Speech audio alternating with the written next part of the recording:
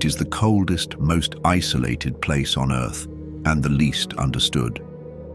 Buried beneath Antarctica's endless ice lie structures, fossils and clues that could rewrite what we know about Earth's history and challenge our understanding of the ancient world.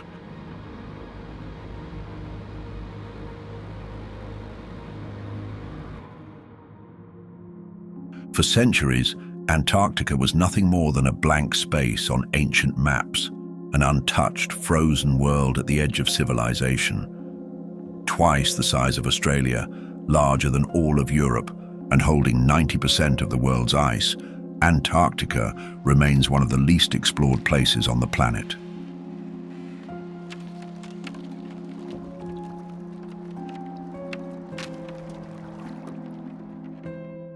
But as technology advanced and exploration deepened, something strange began to emerge. From ancient maps that show the continent without ice, to satellite images capturing shapes too symmetrical to be natural, Antarctica has become more than a land of snow and silence. Whispers of hidden research zones, forbidden discoveries, and unexplained sightings have only deepened the mystery.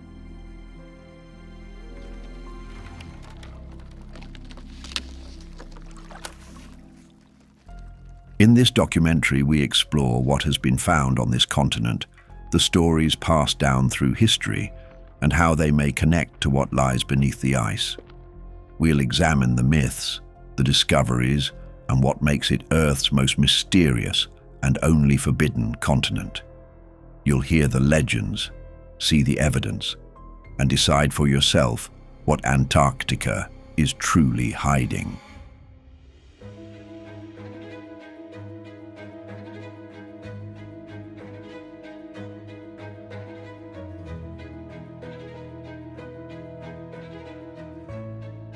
In 2016, satellite images taken over the Ellsworth Mountains in Antarctica sparked a wave of curiosity. Hidden among the snow and ice, one peak in particular stood out, a mountain with 4 sharp faces and a pointed top. From above, it looked strikingly like the pyramids of Giza.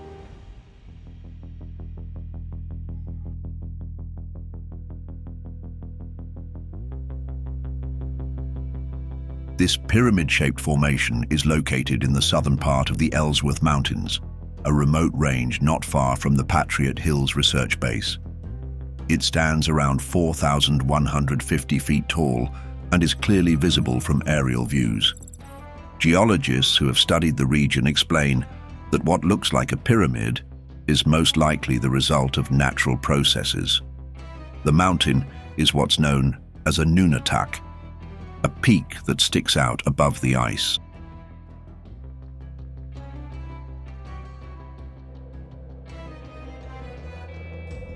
Over millions of years, strong winds, freezing temperatures, and cycles of thawing and refreezing have carved its faces into the sharp triangular shape we see today. This type of erosion, called freeze-thaw weathering, is common in cold regions, and it can create surprisingly regular shapes in stone. Similar pyramid-like peaks exist in places like the Swiss Alps, such as the famous Matterhorn. Still, the shape of the Antarctic pyramid is unusual. Most natural peaks with triangular sides have just 1 or 2 flat faces. This mountain appears to have 4, giving it a near-perfect geometric form.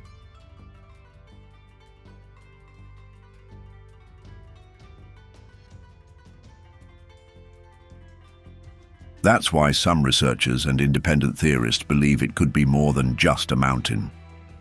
They suggest that the formation might have once been a human-made structure, possibly a pyramid, now buried under thick layers of ice. These ideas become even more interesting when compared to ancient pyramids in other parts of the world. The pyramids in Egypt, Mexico, and Peru all share similar designs: wide bases, sloping sides, and a strong alignment with cardinal directions.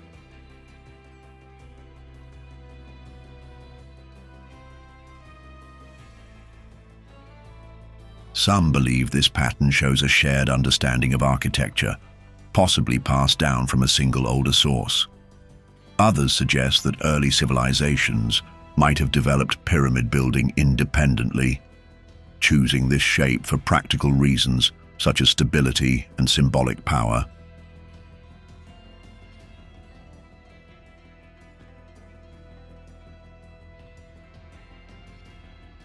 A similar theory surrounds the Bosnian pyramids, where some believe large hills may be hiding the remains of stepped pyramids built in prehistoric times. Though mainstream archaeologists reject these claims, supporters point to the smooth slopes and aligned corners as possible signs of artificial design. The same arguments are now being applied to parts of the Ellsworth Mountains.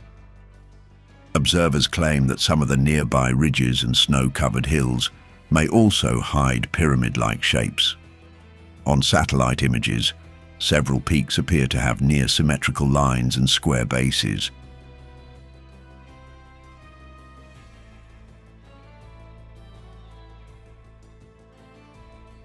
What makes the Antarctic formation so mysterious for scientists is the difficulty of access. The continent is covered by a massive sheet of ice, more than a mile thick in some areas. Only a small portion of the land is visible from the surface. Harsh weather, remote location, and international regulations make large-scale exploration nearly impossible. That's why the full story behind these formations remains hidden.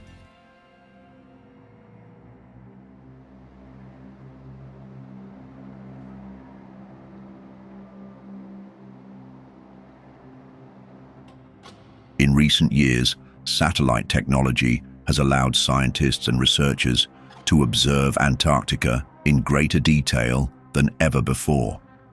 These high-altitude images have revealed more strange features scattered across the icy surface. Among them are large, dark shapes resembling doorways carved into mountain slopes, and even patterns that look like man-made stairs. These discoveries have puzzled many and sparked numerous discussions among researchers and theorists alike.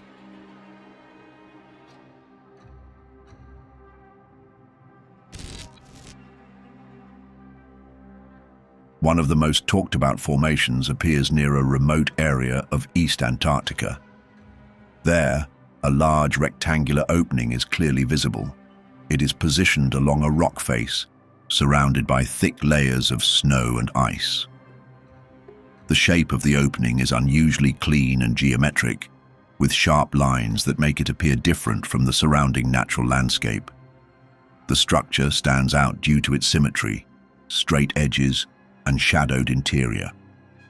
Some have estimated that this doorway is several meters tall and wide, which is large enough to allow the entry of a full-sized aircraft.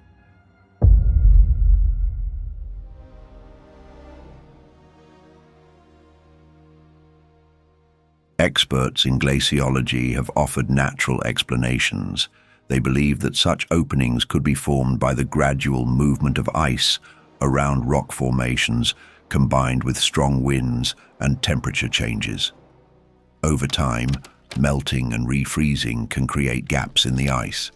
When the snow shifts, these gaps may take on geometric appearances.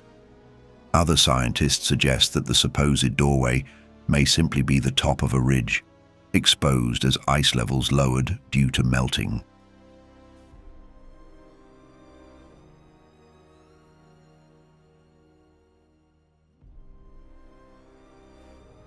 Another puzzling discovery is found on one of the southernmost islands near the Antarctic coast. A wide cave entrance was recorded, positioned at the base of a snow-covered mountain.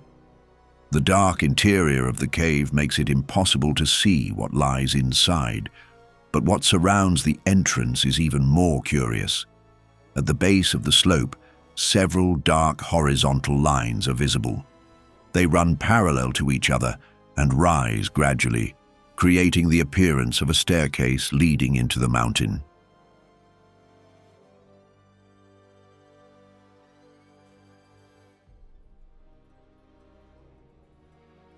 This stair-like formation is difficult to explain by current geological models. The natural layering of snow or rock does not usually create such clean, step-like platforms. Some have speculated that these shapes could be the result of ancient collapses or uneven melting patterns. However, their even spacing and straight design suggest a more complex origin. The idea that such formations could be natural continues to be debated.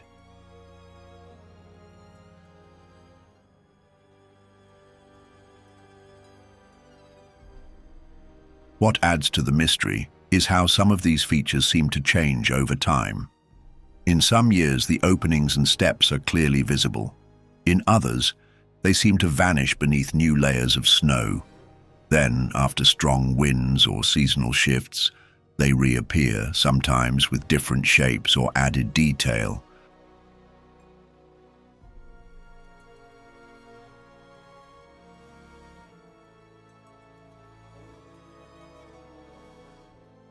But in the distant past, Antarctica was not the frozen desert we know today.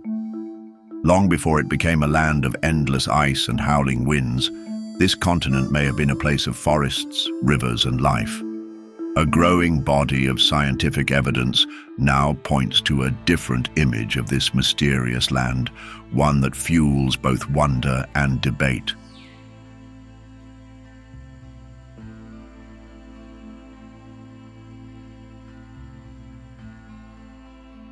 For more than a century, geologists and paleobotanists have uncovered fossilized remains of forests buried deep beneath Antarctica's icy crust.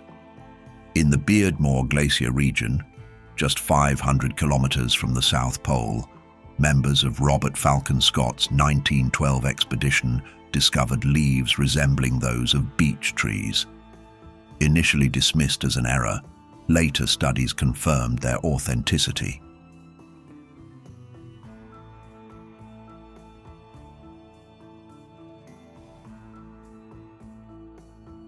Further south, on Alexander Island and the Antarctic Peninsula, researchers found upright fossilized trees still rooted in the soil they once thrived in. Some of these trees, now stone, stood as tall as 7 meters. Around them lay layers of ancient pollen, leaves, and organic remains of a lush, temperate rainforest that existed 100 million years ago.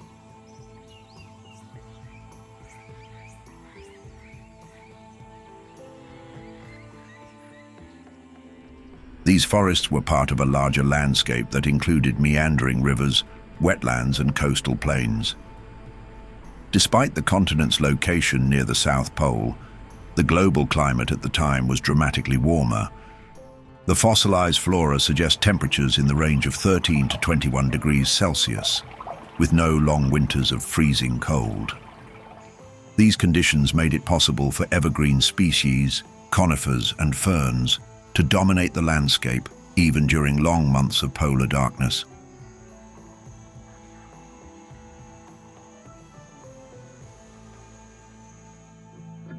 Recent drilling beneath the ice has confirmed what these surface fossils began to suggest. A team from Rice University uncovered ancient pollen deep within sediment layers off the coast of the Antarctic Peninsula. Their findings show that the area was covered in tundra as recently as 12 million years ago. Before that, a slow but steady process of glaciation had begun.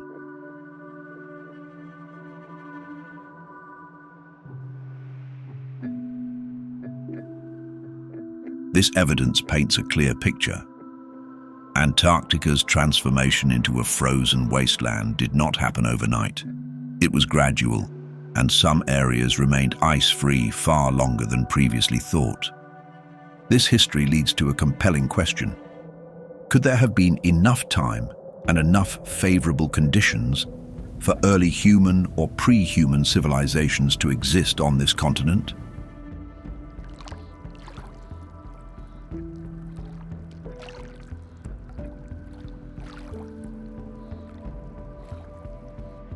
Mainstream archaeology strongly rejects this idea.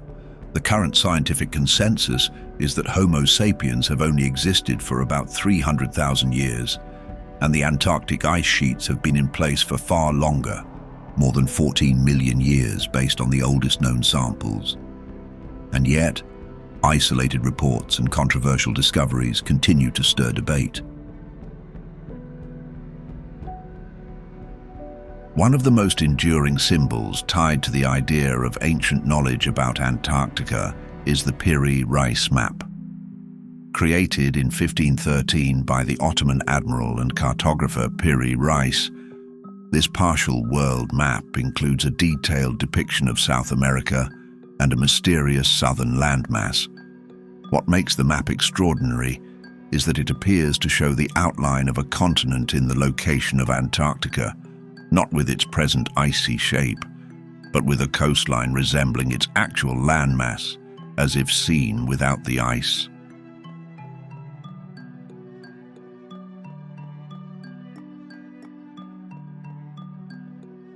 Supporters of the theory claim that such accuracy would have been impossible in the 16th century without access to much older source maps.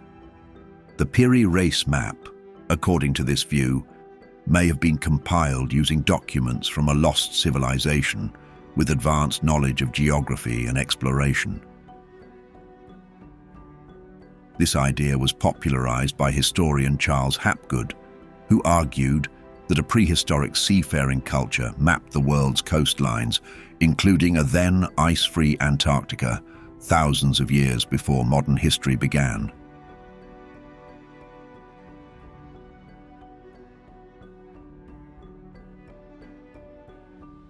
Hapgood's theories, while widely criticized in academic circles, gained traction in popular culture.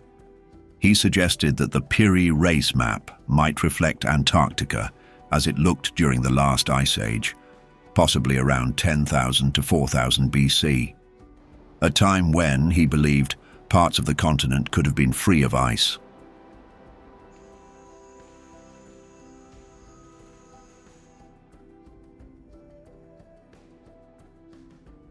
For many, the accuracy of the South American coastline on the Piri Reis map is undeniable for its time. The presence of a large southern landmass, whether real or theoretical, reflects an early belief in Terra Australis, the unknown southern continent. Though later explorers would confirm Antarctica's existence, the question of how ancient cartographers envisioned it and how they may have interpreted older sources is still a mystery.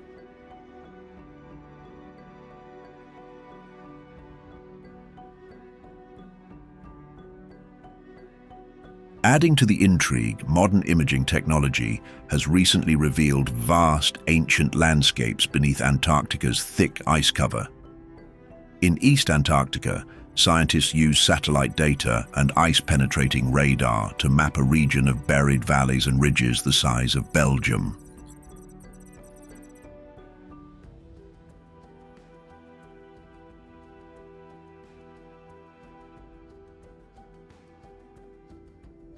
This landscape, once shaped by rivers and weather, remained untouched for at least 14 million years.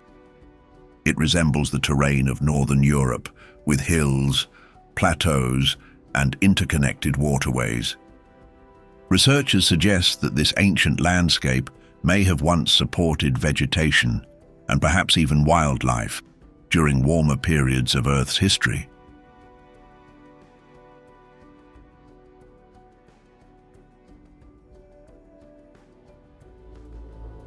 But something changed drastically. The transformation of Antarctica was not a local event. It was part of a global shift in the Earth's climate, a pattern that has repeated itself many times throughout geological history. Scientists have long known that the planet's climate is not fixed. It goes through warm periods called interglacials and cold periods known as ice ages.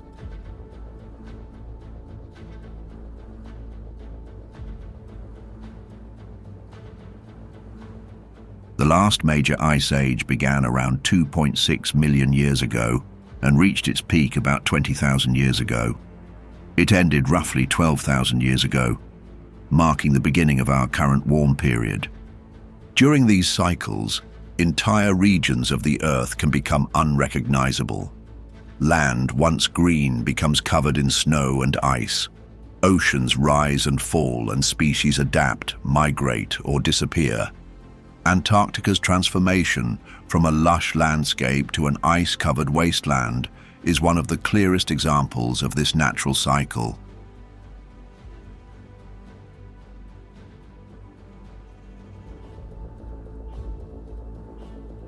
But there is another factor that may have played a role in this dramatic shift: the movement of Earth's axis. Known as true polar wander or crustal displacement, this theory suggests that the entire outer shell of the Earth can move over the inner layers, shifting the position of the geographic poles.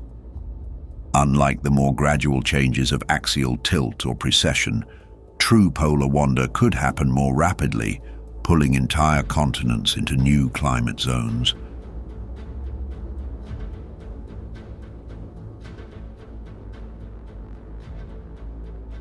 If such an event occurred in Earth's past, it could explain how Antarctica moved from a temperate zone to the South Pole.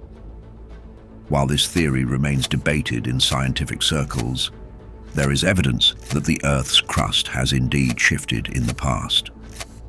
Some studies of rock formations and ancient shorelines suggest that parts of the Earth's surface have relocated over time.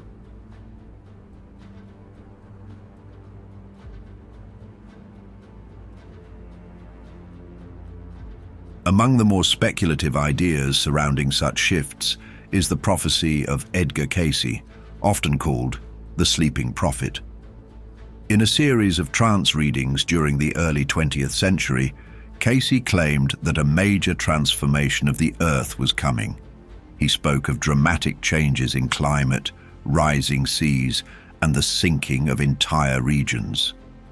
One of his most striking predictions was that Antarctica, long thought to be lifeless and barren, would become fertile and inhabited again.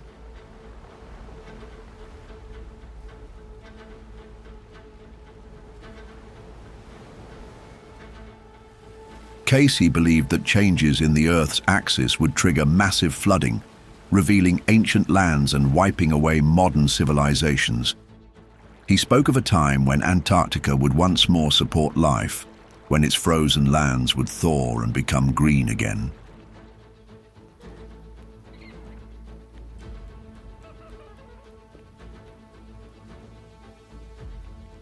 If Cayce's prediction was somehow rooted in ancient memory, it raises a haunting possibility that an earlier civilization may have once thrived on Antarctica, only to be destroyed when the climate shifted and the poles moved. Could the ice be hiding not just the remnants of ancient forests, but also the traces of a forgotten people?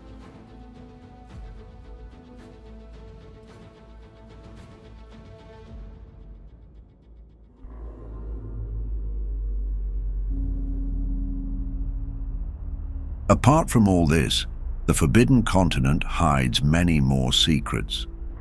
One of them is Antarctica's subglacial lakes, hidden bodies of water trapped far below the surface, isolated from the outside world by kilometers of solid ice. Among them, the most famous is Lake Vostok. This vast freshwater lake is buried nearly 4,000 meters beneath the East Antarctic ice sheet.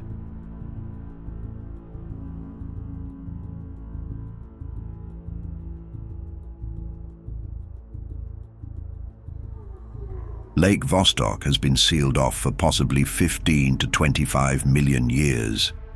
In this extreme and lightless world, scientists believe life may still exist. It's one of the most remote and mysterious environments ever studied on Earth.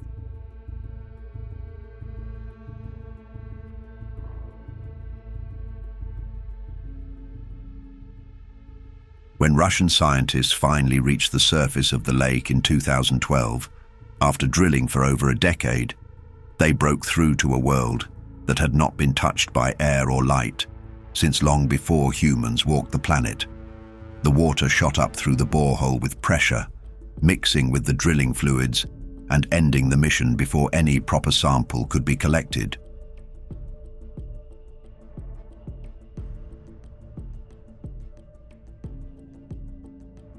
Lake Vostok is not alone. More than 400 subglacial lakes have now been identified across the continent. Some are as large as cities, others are small and temporary, filling and draining like unseen reservoirs beneath the ice.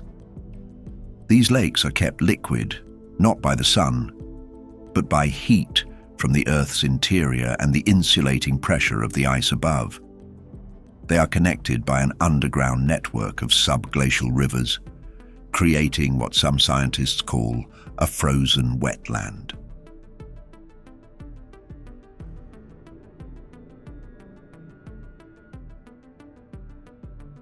In recent years, expeditions have reached a few of these lakes. Lake Mercer, located beneath the West Antarctic ice sheet, revealed something extraordinary. In complete darkness and under immense pressure, scientists discovered an ecosystem filled with bacterial life.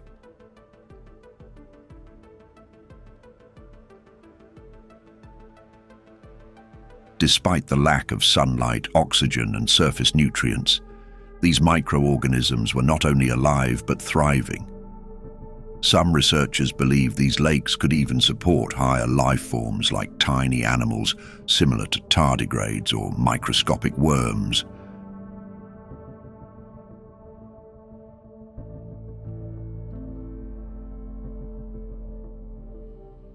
Even more astonishing was the discovery of Lake Enigma.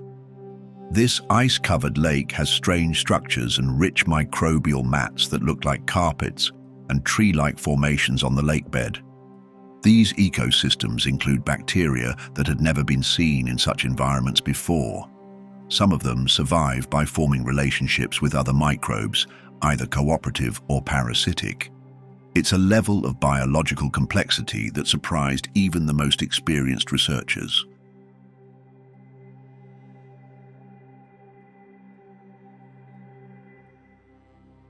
In other places, as ice shelves crack and collapse, scientists have been able to observe parts of the seafloor hidden for centuries. One such event exposed an ecosystem beneath the George VI ice shelf, in an area that had been covered by ice for possibly hundreds of years. Researchers found large corals, giant sea spiders, fish, octopuses, and other animals, thriving in complete darkness. The size and age of these creatures suggest they had lived there for decades, undisturbed, relying on nutrient flows carried by deep ocean currents.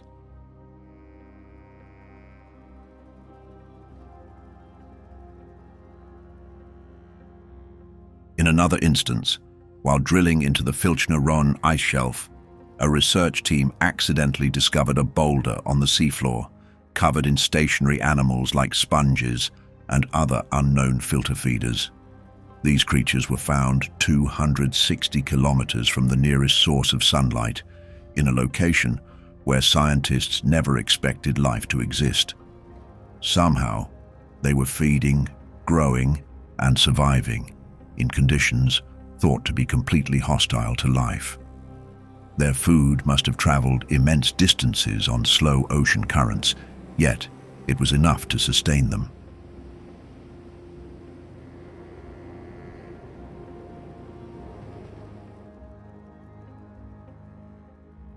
However, despite the scientific breakthroughs, access to Antarctica remains extremely limited.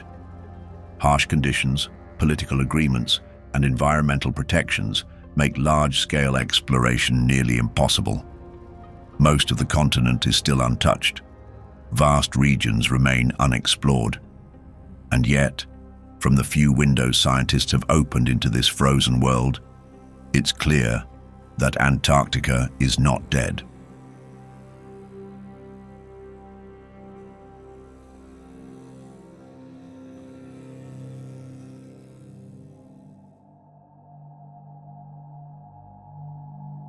One of the things that no scientist expected to see in the white expanse of snow and ice is a bright red waterfall. Deep in the McMurdo dry valleys of Antarctica, this is exactly what flows from the front of the Taylor Glacier. Known as blood falls, this vivid and surreal feature is one of the strangest natural phenomena on the frozen continent. Its color is so intense and unusual that for decades it stood as one of the most haunting and unexplained sights in Antarctica.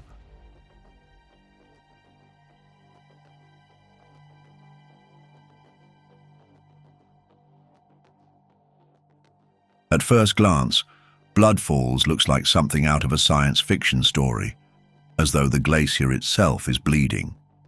The waterfall stands 5 stories high, and its deep red hue appears to stain the surrounding ice like an open wound. Surrounded by one of the driest and coldest deserts on Earth, this scarlet outflow is not only shocking in appearance, but also in what it represents.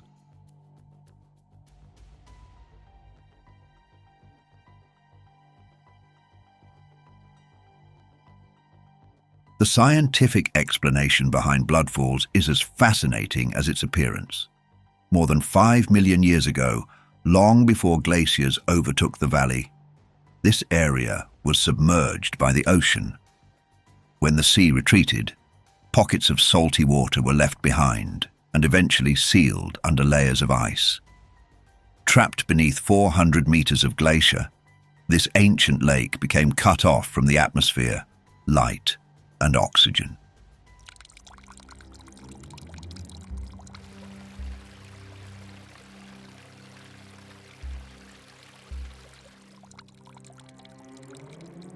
Over time, the water grew saltier and more concentrated with iron and other minerals from the surrounding rock.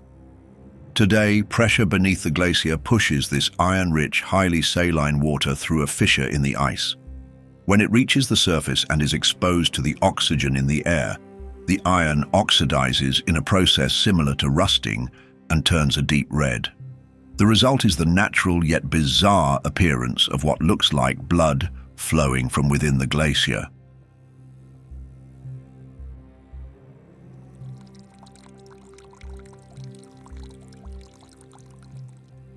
But the story of Blood Falls doesn't end with its chemistry. Hidden within its iron-rich waters is an isolated ecosystem of microscopic life. Scientists have discovered extremophile microorganisms that survive in complete darkness and without oxygen, feeding instead on iron and sulfur. These microbes have evolved in extreme isolation, offering rare insight into how life can exist in the harshest environments on Earth, and possibly in similar conditions on icy worlds like Europa or Enceladus.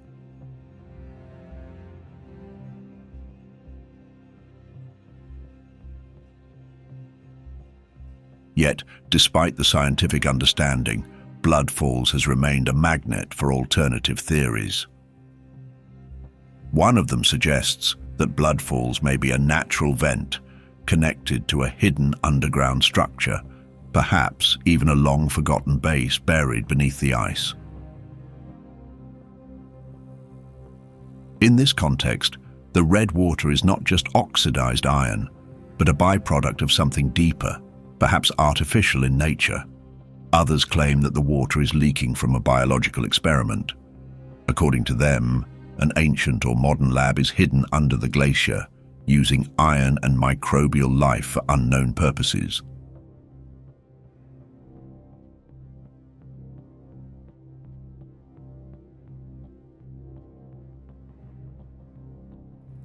Although scientists continue to work tirelessly to explain the mysteries of Antarctica, there remain stories that defy logic and challenge what we know. Beyond the glaciers and subglacial lakes, beyond the fossils and ancient landscapes, lie stories that suggest this frozen land may still hold secrets far stranger than science has yet acknowledged.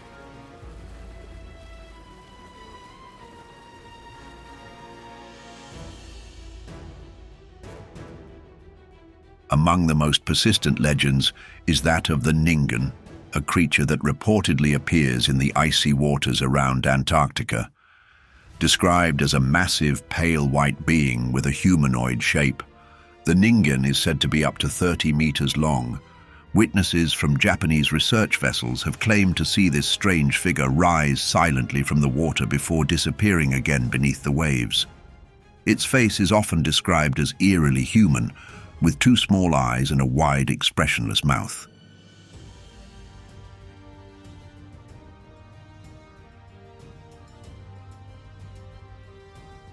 Some versions of the story depict the Ningen with arms and hands. Others describe it more like a smooth-finned sea creature, barely distinguishable from the icebergs that drift nearby. The first modern mention of the Ningen appeared in Japanese online forums in the early 2000s, but the legend quickly took hold in popular culture.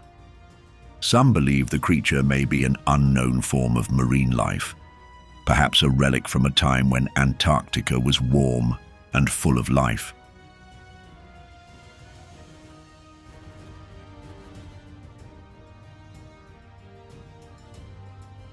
Others go further, suggesting it may be intelligent, even capable of walking on land.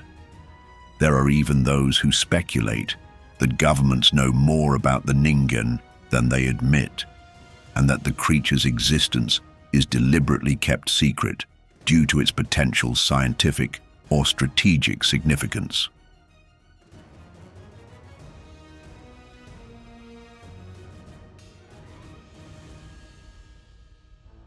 Another creature of legend, far older and more widespread, is the Kraken. Though most commonly associated with Norse mythology and the North Atlantic, the Southern Ocean has its own versions of this sea monster. In 2016, satellite imagery near Deception Island showed a long shadow in the water that many believed resembled the legendary beast.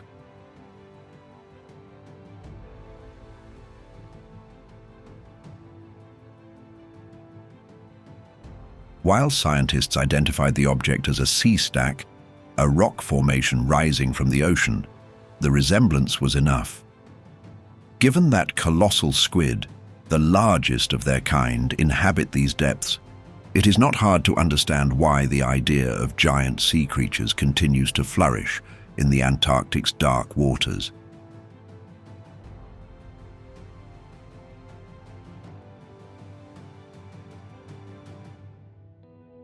But not all tales from Antarctica are about monsters. Some are far more unsettling. Throughout the 20th century, there have been accounts from explorers and scientists of strange sensations, feelings of being watched, of unseen presences walking nearby in the snow. The continent's long winters of complete darkness and the extreme isolation of remote research stations create an atmosphere ripe for the paranormal.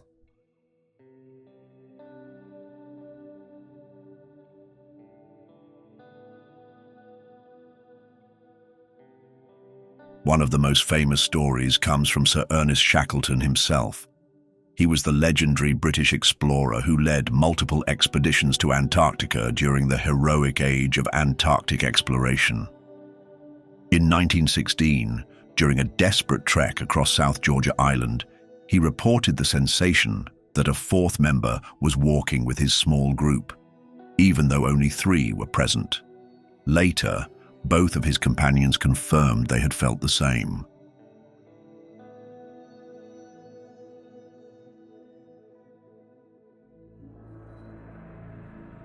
Other stories are darker. One of the most enduring tales dates back to the early 1840s.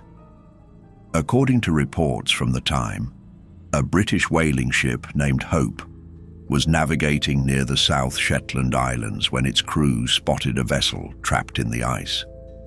Upon approach, they discovered a schooner identified as the Jenny, frozen solid in the surrounding pack ice.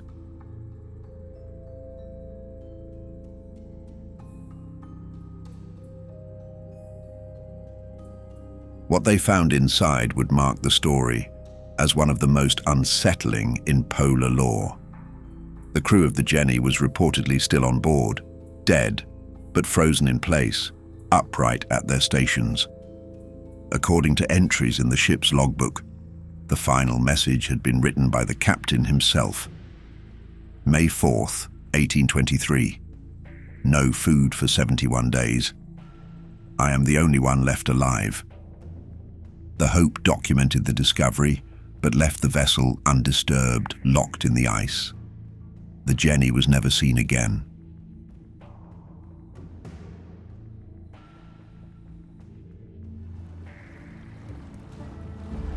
Back in 1841, British explorer Sir James Clark Ross sailed his ships toward the icy continent, hoping to uncover secrets hidden in the frozen south. But instead of new lands, Ross discovered something astonishing: a massive wall of ice rising high above his ships, completely blocking his way. Today, we call this enormous barrier the Ross Ice Shelf. Standing about 150 feet tall, it looked like an endless wall built specifically to keep people out. Ross and his crew couldn't shake the feeling that someone or something had deliberately put the ice there to guard secrets behind it. This was the very first moment that the idea of Guardians of the Ice was born. For many years after Ross's expedition, Antarctica stayed largely unexplored and unknown. Maps often labeled it simply as the Great Unknown, and every new expedition seemed to return with even more mysteries. Then, in the late 1940s, a famous American explorer named Admiral Richard E. Byrd led a huge mission called Operation High Jump. After returning, Byrd made a puzzling statement during an interview. He said there was a place as big as the United States beyond the South Pole, unseen by any man. Around the same time, a new theory began spreading. Believers in the flat Earth theory claimed Antarctica wasn't a continent at all, but actually a giant ring of ice surrounding the entire world. According to flat earthers, this ring, known as the ice wall, keeps Earth's oceans from flowing away into space. But if such an ice wall truly existed, wouldn't there be someone guarding it to make sure humans never crossed it? Flat earthers believed exactly that. They thought powerful groups or governments had placed special guards at this ice wall, secretly watching to make sure no one ever discovered the truth. These mysterious protectors became known as the Ice Wall Guardians. Suddenly, an idea that started as a strange theory on the internet became something that more people began to seriously consider. Finally, supporters of the Hollow Earth theory also took an interest in Admiral Byrd's expeditions. They believed Byrd hadn't just seen ice, he had found hidden openings that led directly into Earth's hollow interior. According to this theory, advanced civilizations exist deep inside our planet, protected from outsiders by carefully placed gates or passages in Antarctica's ice. The Guardians, they argued, were there to prevent humans from finding and entering these secret worlds. If the stories are true, strange things have been happening in Antarctica for decades, things far beyond what anyone could imagine. Ever since Admiral Byrd's mysterious comments following Operation High Jump, stories from eyewitnesses have continued to surface, each more chilling than the last. During Operation High Jump, sailors claimed they'd seen things they couldn't explain, flying discs soaring silently through the Antarctic sky. But it didn't end there. Rumors soon spread that these crafts hadn't just been observed, they'd actually confronted the Navy's ships. Several sailors whispered that the discs fired strange beams of energy, causing chaos and forcing Admiral Byrd to end the mission early. Crew members returned home deeply shaken, convinced they had encountered Guardians protecting something hidden in the ice. After High Jump, Antarctica became even more mysterious. Scientists and explorers stationed in remote bases regularly reported strange sightings. Many spoke of shadowy figures seen standing silently at the edge of camps, always watching but disappearing as soon as someone approached. Sometimes researchers found strange footprints in the snow, tracks that suddenly ended, as if whoever made them had vanished into thin air. One particularly alarming report came in 1965 from a Chilean research team. As night fell over their remote camp, the scientists saw large, dark silhouettes moving slowly around their tents.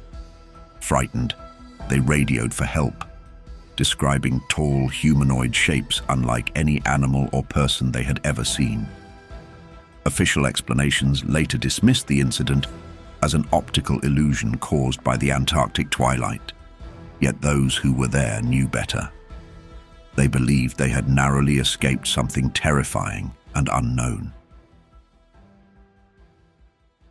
Adding even more mystery was the supposed discovery of Admiral Byrd's secret diary many years after his famous expedition. In these diary pages, Byrd allegedly described a hidden civilization beneath the Antarctic ice. He claimed that during a secret flight in 1947, his aircraft was mysteriously guided to an advanced city beneath the ice, filled with tall, intelligent beings. These beings, Byrd wrote, communicated telepathically and warned him of humanity's dangerous future. But Byrd's diary was just one piece of a much larger puzzle.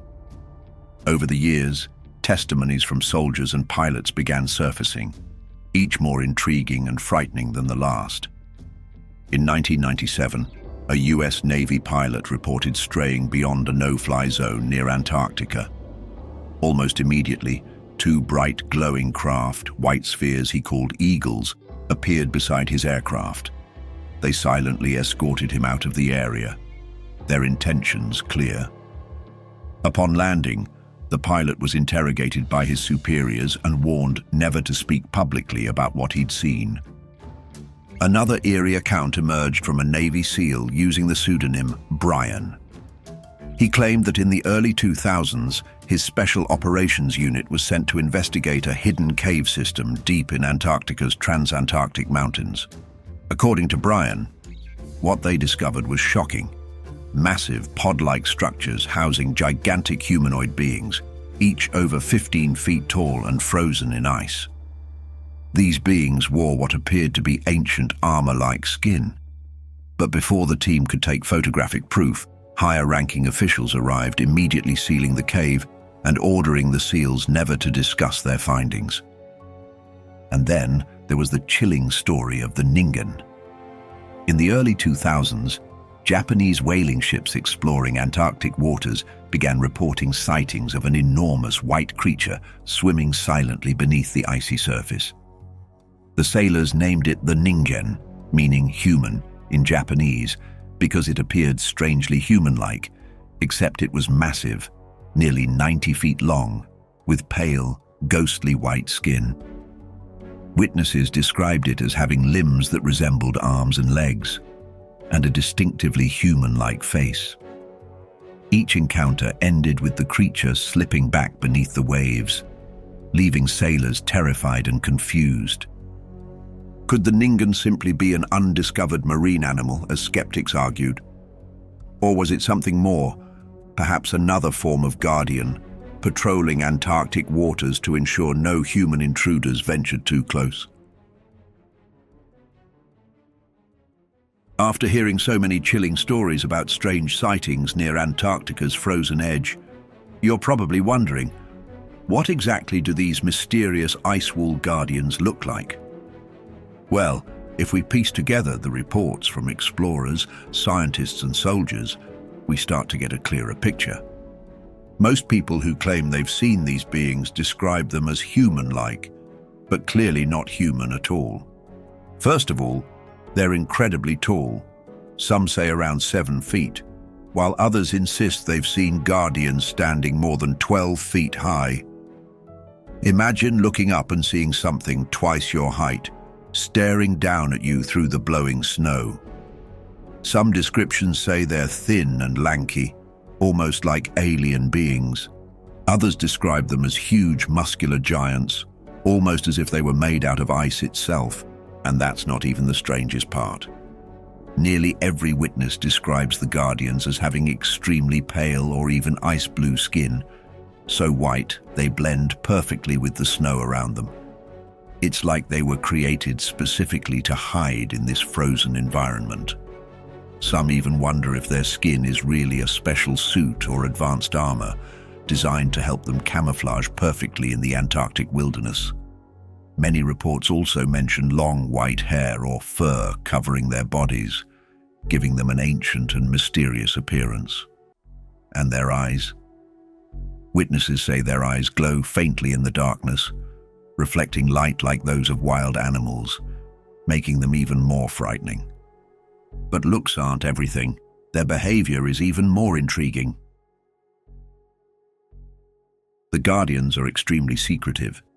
They rarely show themselves openly, preferring to stay hidden until someone ventures too close. Most people spot them in low visibility during snowstorms at twilight or in dense fog. These beings clearly act like protectors. They watch over certain areas closely, especially places that are forbidden for humans. If explorers get too close, the Guardians reportedly react immediately. Witnesses describe sudden storms appearing from nowhere, powerful winds and heavy snow meant to disorient intruders and scare them away. Sometimes electronic devices suddenly fail, compasses spin wildly, or vehicles stop working completely, almost as if the Guardians can disrupt technology with some invisible force. And if those warnings aren't enough, things can get even scarier. People who have come face to face with the Guardians report hearing deep, terrifying sounds, something like powerful roars that make even the bravest explorers panic and flee. In some extreme accounts, these beings have supposedly used powerful energy blasts or sound waves to push humans away physically. But do these mysterious beings ever communicate with us? Most encounters say no. They appear, frighten intruders, and vanish silently. But a few stories suggest the Guardians can speak directly into people's minds, sending a simple but clear message: you do not belong here. Admiral Byrd's supposed secret diary described a clear conversation with these beings, suggesting at least some can communicate clearly with humans. Yet, for most people who've encountered them, the Guardians remain completely silent and mysterious. So, where exactly do these Guardians come from? One popular theory says they might actually be extraterrestrial visitors who arrived long ago and built hidden bases beneath Antarctica's ice. Their tall, pale appearance matches descriptions of aliens known as Nordics, commonly mentioned in UFO reports. Others suggest they're actually a secret civilization, maybe descendants of an ancient human race who moved underground thousands of years ago. Could they be survivors from Atlantis, or another lost civilization now hiding beneath Antarctica's ice and guarding their secrets? Another eerie possibility is that they're linked to old stories of giants called Nephilim. According to these ancient stories, fallen angels and giants were imprisoned deep beneath the ice as punishment. If true, these Guardians might be trapped beings or their descendants, silently waiting beneath the surface, protecting their prison from intruders. Some theories take a simpler route, suggesting these Guardians might actually be elite military units from powerful countries. Soldiers equipped with advanced white camouflage suits, specialized technology, and secret weapons could easily appear otherworldly to ordinary explorers. Their job would be to patrol Antarctica's forbidden zones, keeping people away from secrets hidden beneath the ice. An even more disturbing theory says the Guardians might be genetically engineered creatures, mutants created by secret Nazi or American military experiments during early Antarctic expeditions. According to this idea, secret laboratories under the ice might have produced these strange beings specifically to survive and guard the frozen continent. But if these Guardians are real, why don't we hear about encounters more often? The answer might lie in the fact that since 1959, Antarctica has been strictly off-limits beyond a certain boundary. In December that year, a special agreement called the Antarctic Treaty was signed by 12 countries, including the United States, the Soviet Union, and others who had been active in Antarctic exploration. Officially, this treaty was created to protect Antarctica. According to its rules, Antarctica could only be used for peaceful activities, such as scientific research. No military bases, no mining, and no private ownership were allowed. To this day, the treaty remains in effect, and more than 50 nations support it.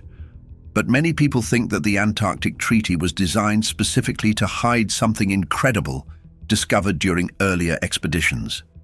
Maybe something governments believed was too shocking for the public to know.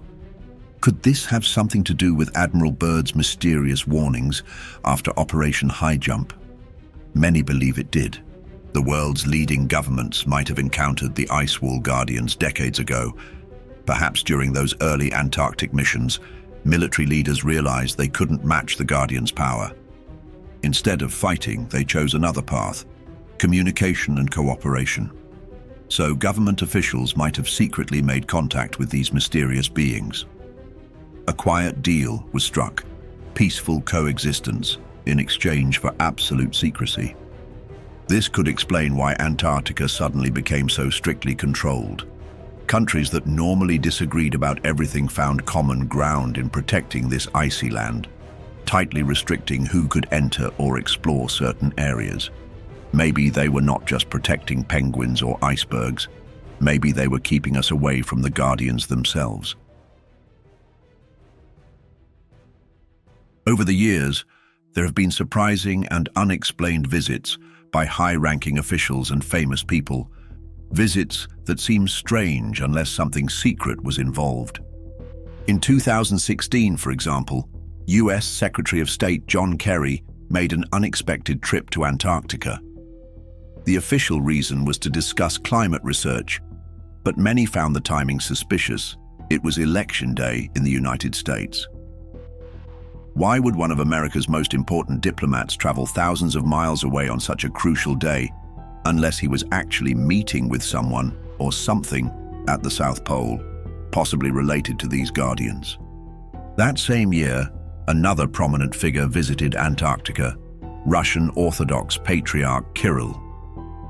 Officially, he went to bless an Antarctic church, but again, people wondered why a high-ranking religious leader would suddenly travel to the end of the world. Some theorized it was actually a secret religious ritual connected to hidden entities or ancient secrets beneath the ice. Then there's Buzz Aldrin, the famous astronaut who walked on the moon. Also in 2016, Aldrin traveled to Antarctica, only to be suddenly evacuated due to a medical emergency. Soon afterward, false rumors circulated online, claiming Aldrin had seen something terrifying, something he described as pure evil. Even though these claims turned out to be false, the mere fact Aldrin was there and suddenly had to leave added fuel to suspicions that something hidden was being kept from the public eye. Another strange fact: there are strict no-fly zones over Antarctica. Officially, the reason given is safety, because the area is remote and dangerous, or because magnetic anomalies might disrupt navigation. And if this isn't already enough, there's the issue of satellite images. Many parts of Antarctica on public satellite maps appear blurred, low resolution, or strangely absent altogether. Lastly, whenever independent explorers attempt unauthorized trips to Antarctica, they're usually stopped quickly. In 2018, Russian explorer Sergei Ananov tried flying a small helicopter to Antarctica without permission, but was quickly detained in Chile. If you think about all of this, it's not so strange to believe that the government doesn't want anyone to see what's really hidden down there. When we think of secret bases and hidden mysteries, Area 51 in Nevada usually comes to mind. But what if I told you that Antarctica might be hiding even bigger secrets beneath its endless ice? Believe it or not, the icy continent has become the world's new hotspot for government secrets and alien encounters. Antarctica might just be the new Area 51. One of the oldest and most popular Antarctic base stories is about a mysterious Nazi facility known as Base 211. Back in the late 1930s, Nazi Germany sent expeditions to Antarctica, specifically to an area called Neuschwabenland. Officially, they were just mapping the region, but conspiracy theories claim something far more fascinating happened. The Nazis built a secret fortress under the ice, filled with advanced technology and even prototype flying saucers. Some theories go even further. suggesting that the Nazis might have made contact with mysterious beings, the ice wall guardians themselves. Did the Nazis strike some kind of deal with these powerful entities? Or did the guardians drive them away, leaving Base 211 abandoned beneath the ice? Nobody knows for sure. Fast forward to the Cold War era, and the story gets even stranger. Both the United States and the Soviet Union set up scientific bases in Antarctica. The US built McMurdo Station, while the Soviets created Vostok Station. Officially, these bases were built to study climate and geology, but rumors persist that underneath these stations lie secret underground facilities, hidden laboratories, and even gateways to places unknown. Take Vostok Station, for example. It sits above a mysterious lake buried deep beneath miles of ice, Lake Vostok. When Russian scientists drilled down toward the lake in recent years, they suddenly stopped just before reaching the water. The official reason was environmental protection, but what if something else was discovered? Something like a hidden structure, an ancient alien artifact, or maybe even a secret base guarded by the mysterious ice guardians? At America's McMurdo Station, some say there's a hidden underground complex filled with advanced technology, or possibly a secret entrance leading to a hidden world beneath the ice. There have even been claims that this station houses experiments similar to Area 51's legendary secret projects, alien technology studies, or encounters with beings we can hardly imagine. All these theories lead to one powerful idea. Antarctica is the perfect place for governments to hide their greatest secrets. It's isolated, covered by miles of ice, and controlled by international treaties that strictly limit access. Just like Area 51 in Nevada, Antarctica is a location where military secrets and extraterrestrial mysteries might quietly coexist, hidden safely from public view. So what do you think? Are the guardians among us today? The truth is, no one really knows. But it's just as true that someone doesn't want us to find out. Whether the truth includes guardians, ancient civilizations, or something else entirely, it's clear that a veil has been carefully placed over the most remote place on Earth.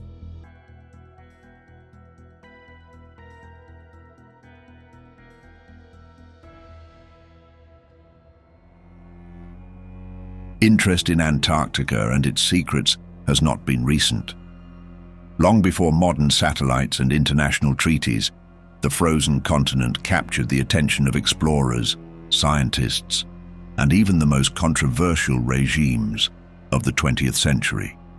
Among them was Nazi Germany. In the years leading up to the Second World War, the Antarctic frontier became the focus of an ambitious and largely forgotten expedition that would later become the center of countless theories.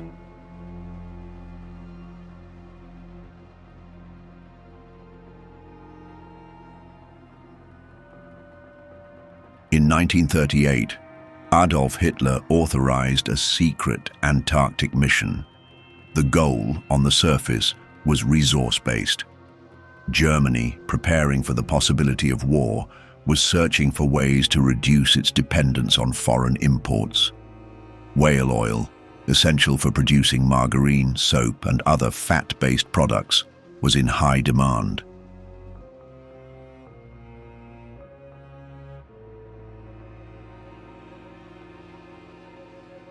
Until then, Germany relied heavily on Norwegian exports. But Hitler's war plan needed self-sufficiency, and for that, the Southern Ocean offered potential.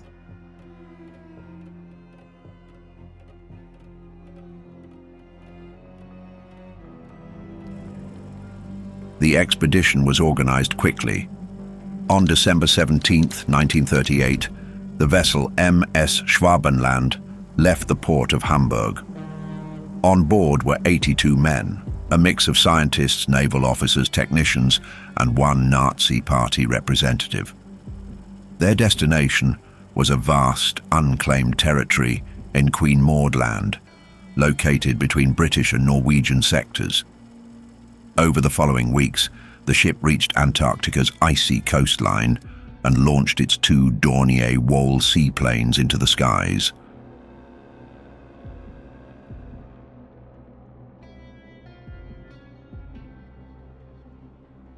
The aircraft surveyed enormous stretches of land, dropping aluminum darts marked with swastikas to assert territorial claim. The Germans called this new territory Neuschwabenland, New Swabia, naming it after the ship itself. In total, the expedition mapped over 600,000 square kilometers, significantly expanding the known geography of that part of the continent. Some of the photographs were taken in color, a rarity at the time, and many remain valuable scientific records.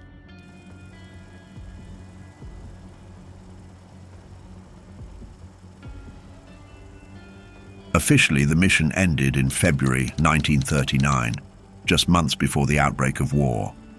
The Schwabenland returned to Hamburg, carrying thousands of aerial photographs and geological observations. Much of the collected data, however, was either lost in the chaos of the war or remained unpublished for decades. Some documents surfaced only in the late 1950s. The rest, according to some researchers, may have been deliberately hidden.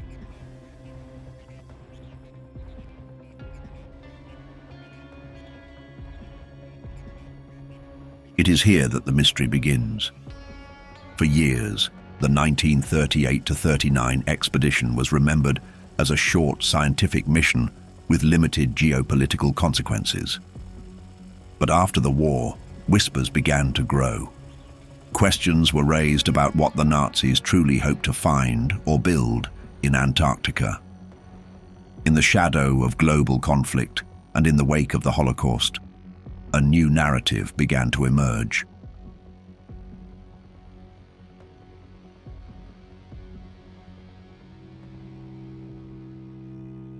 Some believed that Germany's interest in Antarctica went beyond whale oil and maps. According to post-war rumors, the real purpose of the expedition was to establish a permanent foothold on the continent, a hidden base far from the reach of enemy nations. This alleged installation, buried deep beneath the ice, would serve as a safe haven, research facility, or even a last redoubt for the Nazi elite in the event of defeat in Europe.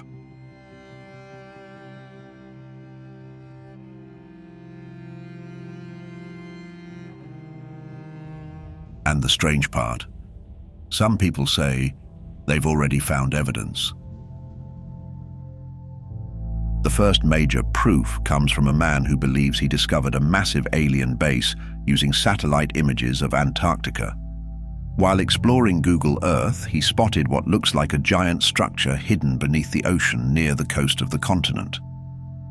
To him, the sharp angles and straight edges do not resemble natural ice or rock. They appear engineered, like walls belonging to an enormous underground complex. He argues that this structure could be an ancient base that is now completely submerged. And if that's true, someone had to build it thousands of years ago. Some believe this could be a hangar large enough for an alien spacecraft. The next piece of evidence comes from another online UFO researcher. He spent years studying satellite images of Antarctica and claimed he discovered multiple alien outposts hidden in the most remote locations on Earth. By analyzing Google Earth photos frame by frame, he said he saw shapes that resembled UFO craft and even strange figures moving across the ice. He released a 12-minute video highlighting these anomalies, or what he believed were entrances, craft silhouettes, and shadows that looked too deliberate to be natural. His viewers pointed out that the structures he found appeared in areas where civilians aren't allowed to travel, raising even more suspicion. Skeptics quickly responded. They said the shapes were nothing more than rocks, cracks, and pixel glitches, the kind of illusions our brains create when we expect to see something unusual. Scientists call this pareidolia, the mind recognizing familiar patterns in random landscapes. But others argue that pareidolia cannot explain why these shapes show up repeatedly in restricted zones, or why they look so much like artificial structures. The next mystery comes from two strange cave openings discovered in the mountains of Antarctica using Google Earth. At first glance, they look like dark doorways carved into the ice. But according to UFO hunters, these aren't just caves created by weather. They believe these are entrances, access points leading deep underground, possibly to a hidden military base or even an alien outpost. What made this discovery even more fascinating is what appears right beside one of the openings. Viewers noticed the shape of a perfect round disc resting on the snow, as if a craft had landed or was preparing to lift off. According to scientists, there are indeed unusual hot zones scattered across Antarctica. Those are areas where the ice melts far faster than anywhere else on the continent. This alone is strange, because Antarctica is supposed to be a land of eternal ice, a place where nothing should generate heat from below. Yet these warm spots keep appearing in satellite images, forming perfect shapes and concentrated patches deep inside restricted regions. Scientists claim that natural geothermal activity might be responsible. But some researchers argue that this explanation doesn't match the pattern. The melting looks too organized, almost engineered. That has led many to believe these zones could be located directly above hidden structures and secret bases buried deep beneath the glaciers.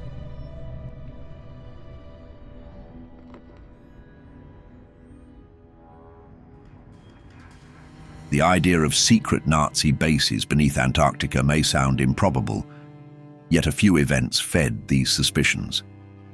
In July 1945, just 2 months after Germany's surrender, the German submarine U-530 appeared unexpectedly at the Argentine naval base of Mar del Plata. The next month, another submarine, U-977, arrived under similar mysterious circumstances.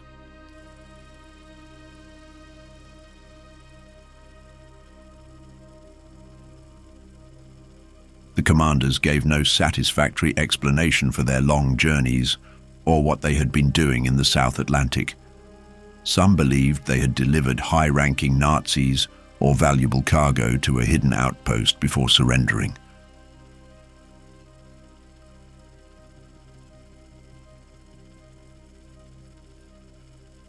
To this day, no physical evidence of a Nazi base in Antarctica has ever been found.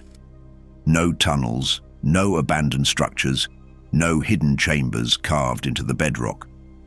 But parts of Neuschwabenland, especially the Schirmacher oasis, first spotted by the Germans, remain active scientific zones. The region now hosts international research stations, including those of Russia and India.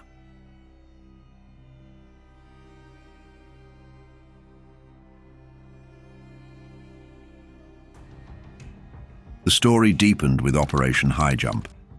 In 1946 and 1947, the United States launched the largest Antarctic military expedition in history. Led by Admiral Richard E. Byrd, it involved over 4,700 men, 13 ships, and dozens of aircraft. Officially, it was a scientific mission aimed at training and mapping. But the scale and urgency of the operation sparked speculation that the US Navy was responding to more than just geography. Some theorists suggest that Byrd's fleet was sent to investigate or eliminate a Nazi presence still active on the continent.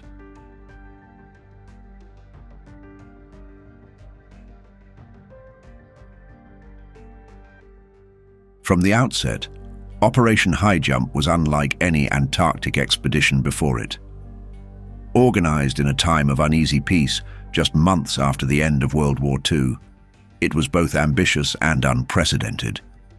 The force was divided into 3 naval groups: Eastern, Western, and Central, each with its own aircraft and icebreaker support. Their goal was to map as much of the continent as possible using aerial photography, and to test military equipment under polar conditions.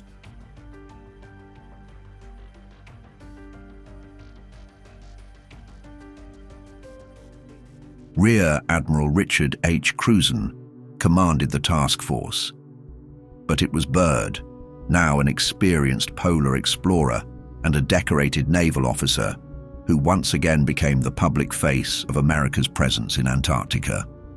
The operation established a base known as Little America 4 and conducted extensive aerial surveys. By the end of the expedition, more than 1.5 million square miles of Antarctica had been photographed, and thousands of images had been collected.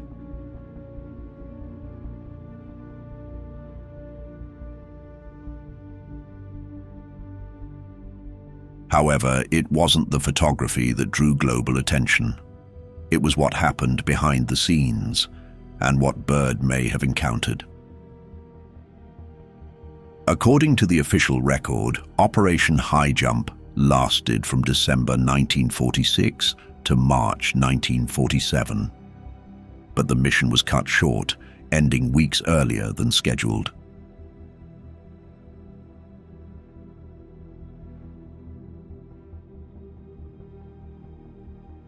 This abrupt departure gave rise to a wave of questions, reports of damaged aircraft, unexplained losses, and unusual encounters fueled rumors that something had gone wrong.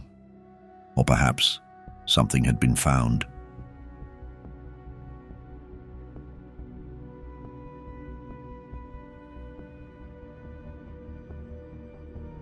Among the more persistent theories is that the mission had a hidden agenda: to locate a rumored underground Nazi base near the Queen Maud land region, the same territory explored by the German New Swabia expedition.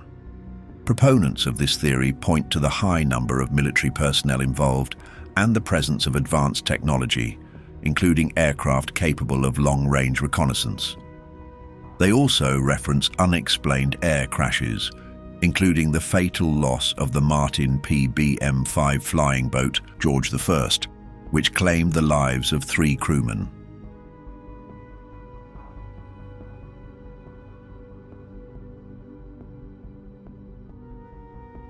In the years following Operation High Jump, rumors began to circulate that Byrd had encountered something extraordinary during one of his reconnaissance flights. According to certain accounts, his aircraft entered an area that should not have existed, a temperate zone amid the ice, a landscape of green valleys and warm air.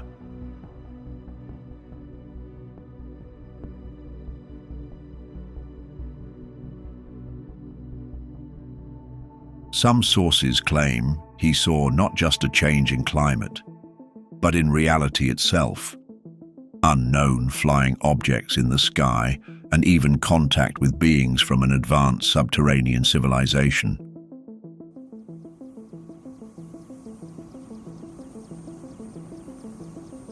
These accounts were not part of any official report.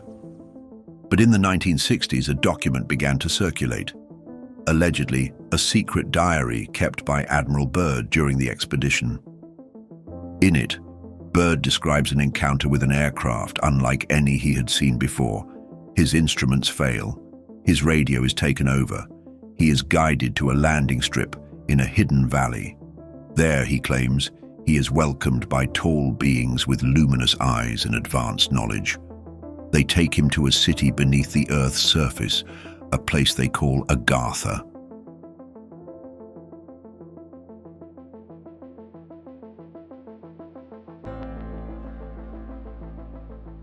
Agartha is a mythical kingdom said to exist within the Earth itself, a concept tied closely to the hollow Earth theory. According to these beliefs, our planet is not a solid sphere, but a layered shell containing vast inner spaces, cities, and even oceans.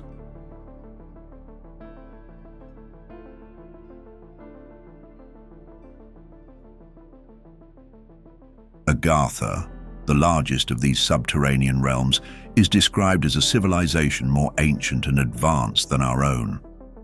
The people of Agartha, sometimes called the Old Ones, are said to possess technology far beyond what is known on the surface, including vehicles that can fly without fuel and the ability to manipulate natural forces.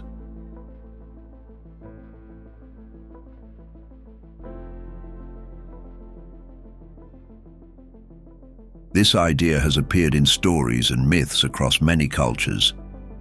From Shambhala in Tibetan tradition to the underworld cities of the Mayans and Celts, there is a recurring motif of hidden civilizations beneath the earth.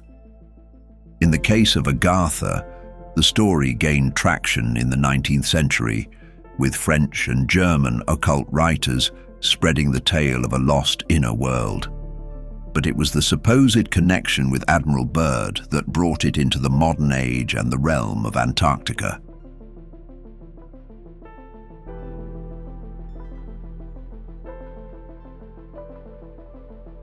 According to the diary, the Agarthians warned Byrd about the growing danger of nuclear weapons and the direction of human society. They claimed to have observed surface civilization for centuries and feared its destructive potential. Byrd was told to return to his superiors with their message, a call for peace and balance, and then sent back through the ice. And yet, this document has never been confirmed as authentic, even though many believe in it.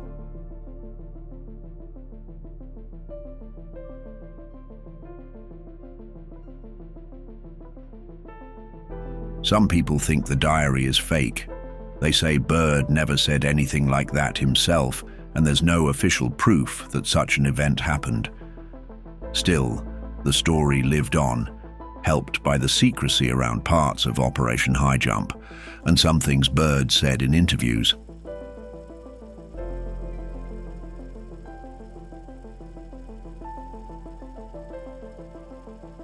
In a rare interview published in Chile in March 1947, Byrd talked about how important Antarctica could be in the future. He warned that one day, the US might be attacked from over the polar regions. Some people think this was his way of hinting at what he saw down there.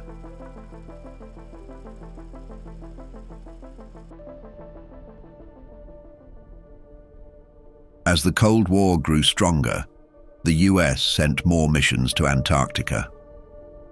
Operation Windmill came in 1947 and 1948.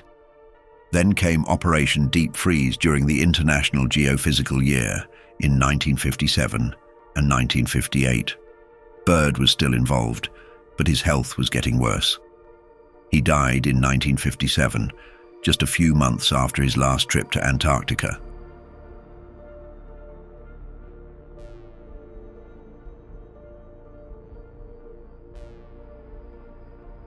To this day, the full story of Operation High Jump remains a subject of speculation. The mission accomplished significant scientific objectives and expanded the mapped regions of Antarctica. But its military scale and rapid conclusion have kept theorists questioning. Was it truly just a training exercise? Or did the US Navy uncover something it could not explain or could not control?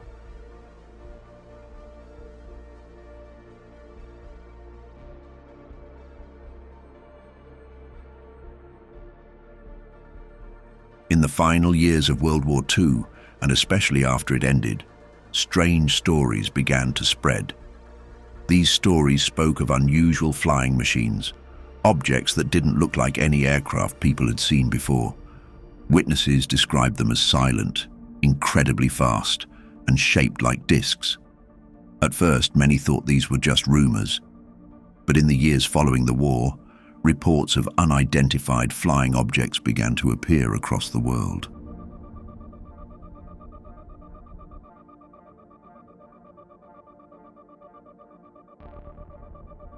This growing mystery led some researchers to connect two powerful ideas: the rise of UFO sightings and the secret technology of Nazi Germany. During the war, German scientists were working on highly advanced weapons, jet aircraft, long-range rockets, and experimental propulsion systems. At the same time, parts of the Nazi leadership were deeply interested in the occult, ancient myths, and hidden powers.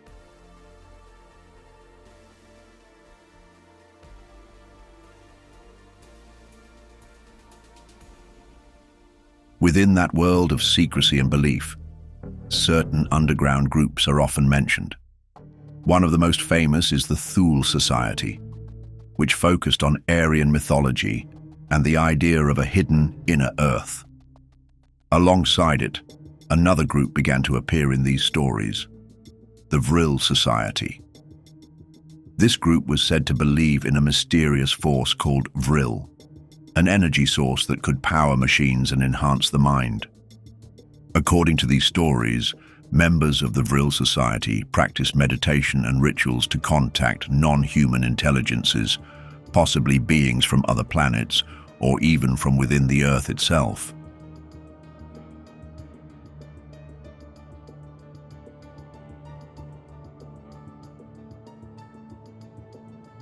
Some theories suggest that these ideas were not only spiritual, but also applied to real technology.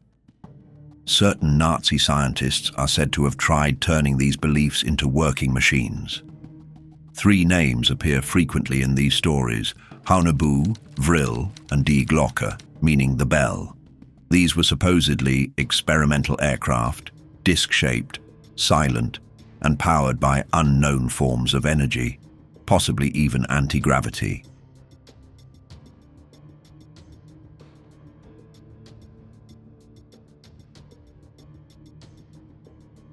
Of all these, Die Glocke is the most well-known. It was described as a bell-shaped machine that gave off a strange glow and made eerie noises. Some claimed it could fly without wings. Others believed it had the power to manipulate time or space. Much of this comes from later writers, and there is little physical evidence. But the idea remains one of the most famous parts of the Nazi UFO theory.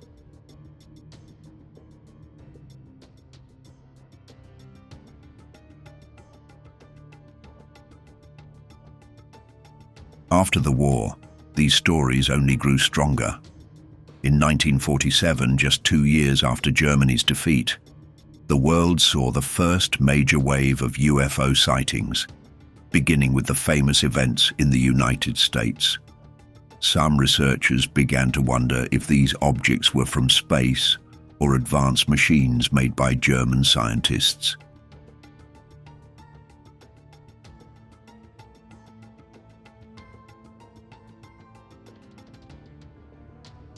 That same year, the United States launched Operation Paperclip, a secret program that brought hundreds of German scientists to America.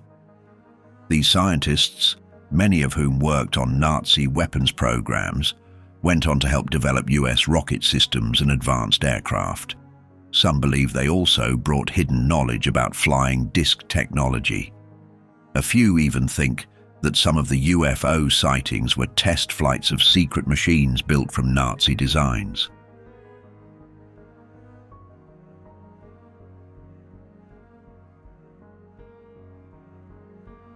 The Soviet Union also captured scientists, documents, and equipment. Both superpowers were racing to master any technology that could give them an edge during the Cold War. If disc-shaped aircraft really existed, they may have ended up in top-secret military programs in either the US or the USSR.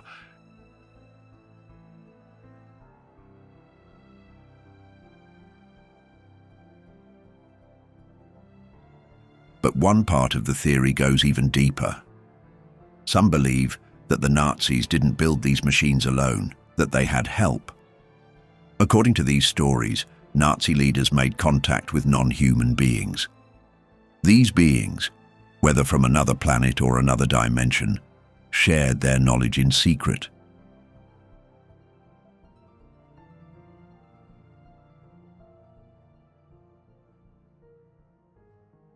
The connection was said to happen through meetings, through dreams, or by mental communication. According to some, after the war, top Nazi scientists and leaders escaped to their hidden bases in Antarctica, continuing their work in secret.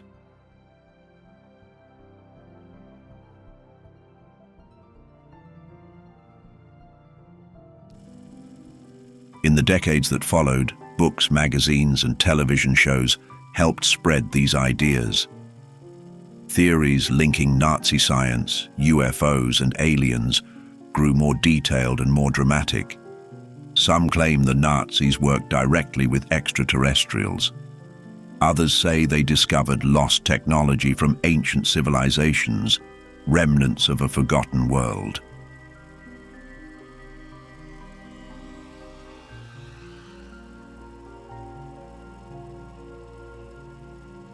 Historians agree that Nazi Germany was far ahead of its time in many areas of weapons development.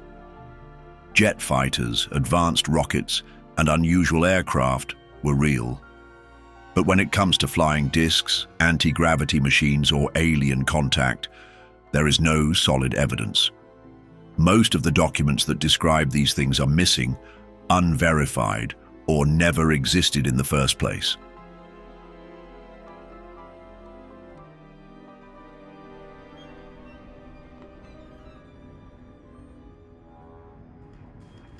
For decades, people working in Antarctica have come forward with claims that sound almost impossible. But their stories share one strange detail. They all describe seeing something that shouldn't exist. One of the earliest and most famous accounts comes from a man identified only as Brian, a former US Navy flight engineer who served in Antarctica during the 1980s and 1990s. His story spread widely online in the mid-2000s and quickly became one of the continent's most discussed mysteries. According to Brian, his crew was once redirected mid-flight after accidentally crossing into a restricted zone near the South Pole. While flying over that area, they saw what he called a glowing silver structure emerging from the ice. He claimed it was large enough for a military transport plane to enter. Brian said that later, when the crew returned to base, they were warned never to talk about what they had seen. In his interviews with investigative journalist Linda Moulton Howe, he also mentioned that scientists stationed near the site had gone missing for days and returned terrified, refusing to explain what happened. His testimony remains unverified, but to many believers, it felt like the first inside look at something extraordinary taking place under the ice. Years later, new whistleblowers began to appear, each adding new pieces to the mystery. Among the most talked about is Eric Hecker, a contractor who worked for Raytheon at the South Pole Station. Hecker claims the base operates advanced energy systems capable of interacting with satellites and possibly even spacecraft. In many interviews, he described strange underground installations, secret research programs, and what he believes to be directed energy weapons being tested in Antarctica. According to Hecker, the technology used there is decades ahead of what the public knows, and the real purpose of the South Pole Station is not scientific research but experimentation with unknown power sources. These stories might sound far-fetched, but they have been amplified by a surprising number of public figures showing interest in the continent. One of them was astronaut Buzz Aldrin, the second man to walk on the moon. In 2016, Aldrin made an unexpected trip to Antarctica. Officially, it was part of a cultural and scientific visit, but only days later he was evacuated due to a sudden medical emergency. Soon after, a tweet appeared on his account saying, "We are all in danger. It is evil itself." The post was quickly deleted, and representatives said it was not written by Aldrin. Still, screenshots spread across the internet. What could he have seen down there that left such an impression? Also, thousands of miles north of Antarctica's mainland lies Bouvet Island, a small volcanic island belonging to Norway. It is often called the most isolated place on Earth, more remote even than Area 51. Surrounded by violent seas and covered in ice, it's considered nearly impossible to reach. In 1964, a British Royal Navy ship, HMS Protector, visited the island to study its coastline. When the team landed, they found something completely unexpected: a lifeboat sitting in a lagoon, half submerged in icy water. There were oars, a barrel, and a few supplies scattered nearby, but not a single trace of any crew. No footprints, no remains, and no records of a missing expedition. 2 years later, when another team returned, the boat was gone. The mystery of Bouvet Island has puzzled researchers for decades. The island's isolation makes it an unlikely place for accidents or casual visits. Some believe it was left behind by a Soviet whaling crew in the 1950s. Others see it differently. To them, the abandoned boat might have belonged to a human expedition that stumbled onto something it was never meant to find. And its location, halfway between Antarctica and South Africa, makes it an ideal midpoint for operations that need complete secrecy. So, who knows, right?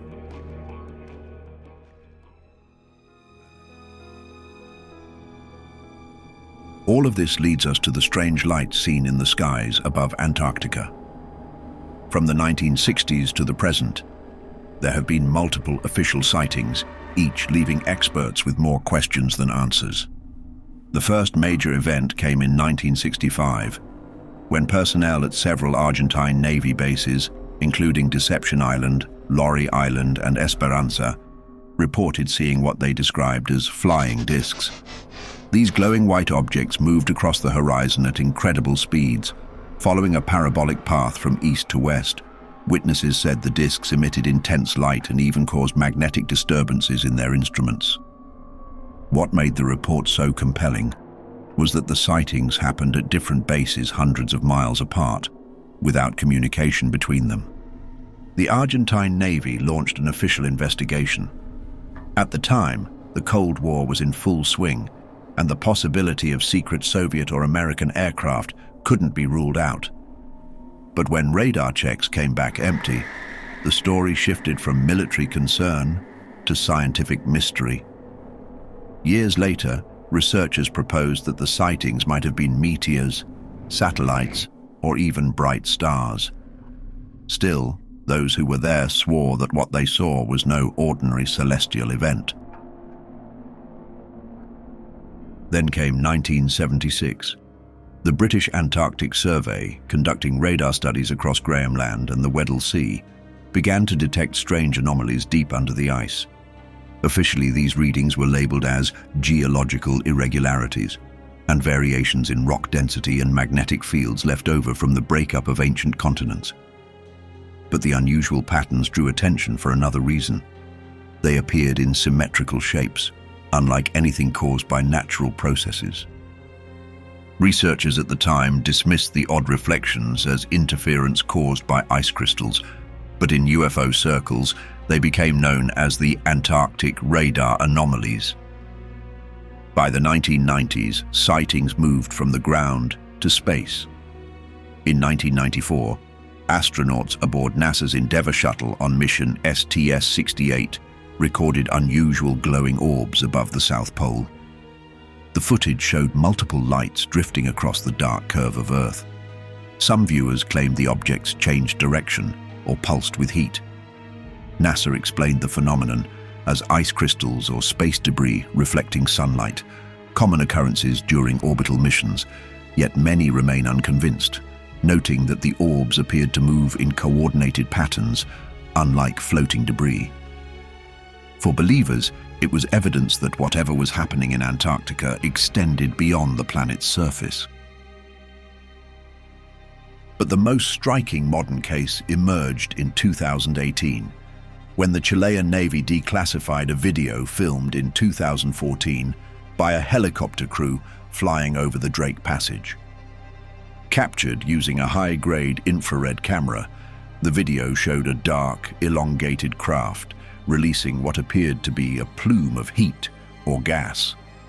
The object emitted no signal, no radar return, and moved independently of the wind. Attempts to contact it failed. The footage was analyzed for 2 years by the Chilean government's CEFAA agency, which included experts from the Air Force, Navy, and scientific community. Their conclusion? The object was an unidentified aerial phenomenon, a term reserved only when all conventional explanations are ruled out. What makes this case remarkable is that it's one of the few times a national military openly admitted that an aerial object over its territory and near Antarctic waters remains unexplained. The video's release reignited global interest in the region. Why are so many unidentified objects seen near the southern polar zone, one of the most restricted and least accessible regions on Earth? And this is where the story starts to get even more interesting. For years, satellite images of Antarctica have been quietly fueling one of the most persistent modern mysteries. Ordinary users scrolling through Google Earth have stumbled upon shapes, trails, and objects in the snow that seem anything but natural. The story first gained worldwide attention in 2015, when a Russian researcher named Valentin Degtyarev claimed to have found the wreckage of a massive disc-shaped object hidden beneath the Antarctic ice. Using Google Earth coordinates, he pointed to what looked like the half-exposed rim of a saucer, measuring roughly 200 feet wide and about 40 feet high. In his post, he described it as a flying machine among the frozen ice in the most classic UFO shape. The satellite image, dated February 15, 2012, showed a gleaming oval shadow stretching across the snow, as if something had skidded to a halt after impact. Soon after, more digital explorers began searching the same area near the remote region known as Willie Field Road, and what they found made the mystery even deeper. In late 2015, a new set of Google Earth images surfaced, showing what appeared to be 4 tank-like vehicles lined up near the supposed crash site. Their formation and direction seemed too deliberate to be random. The tracks in the snow led directly toward the object's position, creating the impression of a guarded perimeter. Some observers suggested that a recovery or containment operation might have taken place there. The vehicles appeared to be roughly 70 feet long, far larger than any conventional tank, but the image resolution left much to interpretation. By 2017, another supposed crash site had captured public imagination. Again, Valentin Degtyarev appeared at the center of attention, this time pointing out a 1,900-foot-long shape partially visible through melting snow. He claimed this was not just a fragment, but the full body of an enormous alien craft, so large it could only have been buried for centuries. The coordinates led to a remote, mountainous zone, where the ice seemed to have fractured in a smooth, oval outline. For many who studied the image, the edges looked too perfect to be formed naturally, giving the impression of a submerged metallic hull. In the following years, similar anomalies continued to appear.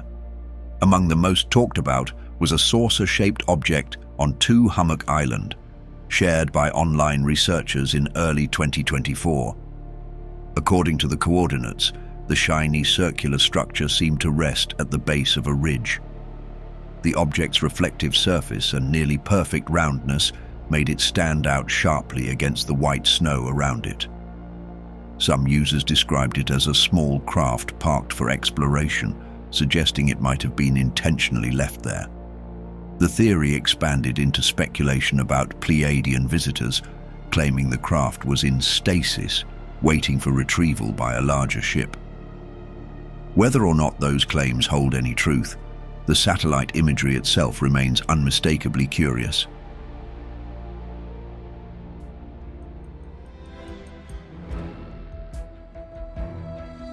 In 2016, another story caught the internet by storm.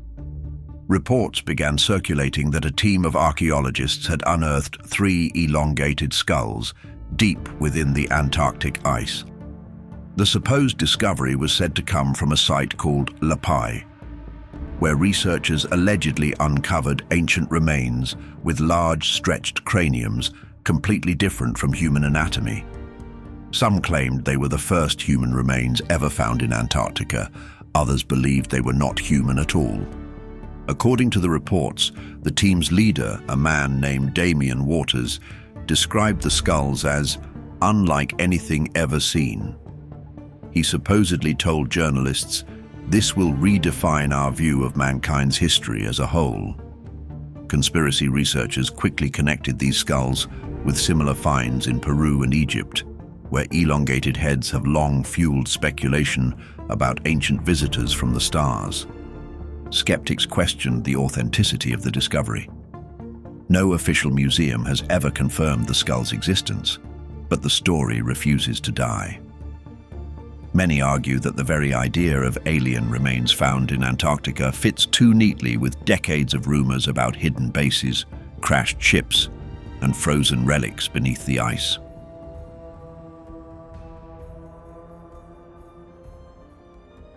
However, stories like this have never disappeared. If anything, the age of satellites and high-resolution imaging has brought even more attention to the mysterious corners of Antarctica. Today, sightings of strange objects, unusual formations, and unexplained shapes on the icy continent are more frequent than ever. With the help of platforms like Google Earth, everyday users around the world are now able to scan the frozen wilderness from their screens.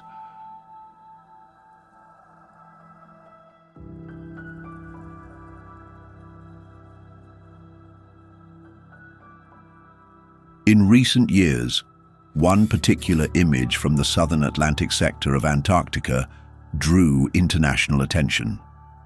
It appeared to show a long, straight trail marked in the ice, ending in a massive, dark object resting at an angle. The image quickly spread online, with many calling it the crash site of a large, unidentified flying object.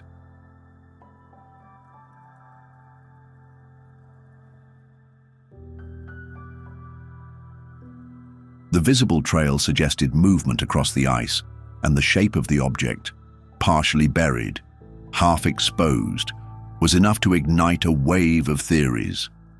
Some believed it was a secret aircraft. Others suggested something not of this world.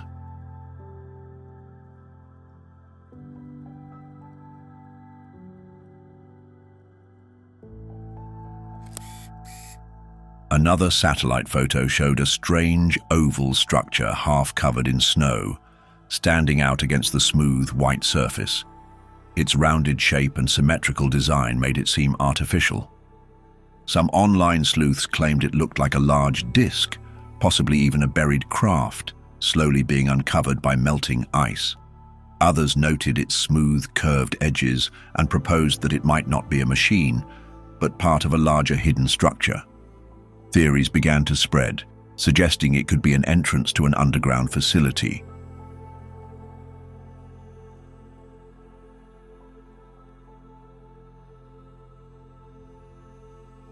But not all sightings appeared technological in nature.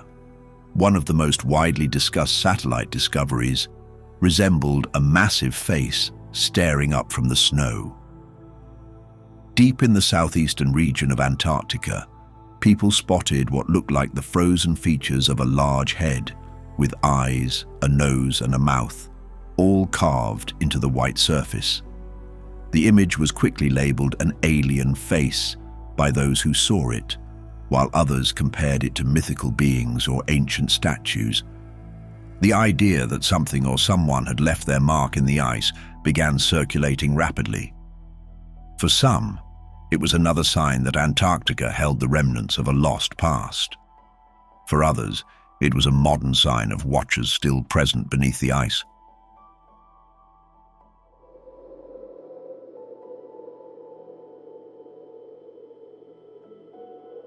Elsewhere on the continent, a satellite view of a lonely iceberg caught attention when it appeared to resemble a large ship, tilted and half submerged in the sea ice. From a certain angle, it looked eerily like a cruise liner made of ice, complete with what looked like windows, a deck, and even funnels. While no one claimed it was an actual vessel, the sharp, geometric lines of the formation led to suggestions that it had been shaped or perhaps constructed by intelligent design.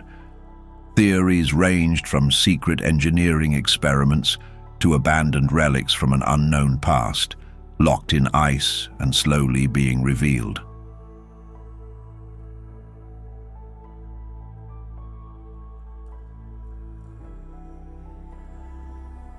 Other photos and on-the-ground reports described perfectly preserved seal bodies found miles away from the ocean, high in the mountains. These mummified remains, sometimes hundreds or even thousands of years old, were found far from any known migration paths. No one fully understands how or why the animals ended up there, or what drew them so far inland.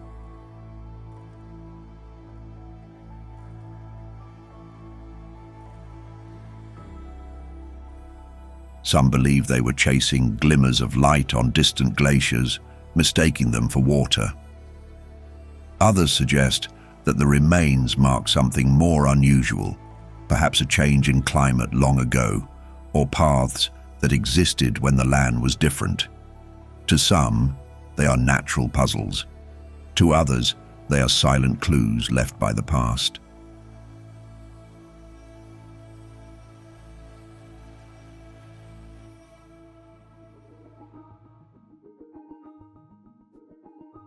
Scientists around the world continue to offer logical explanations for many of the strange stories tied to Antarctica.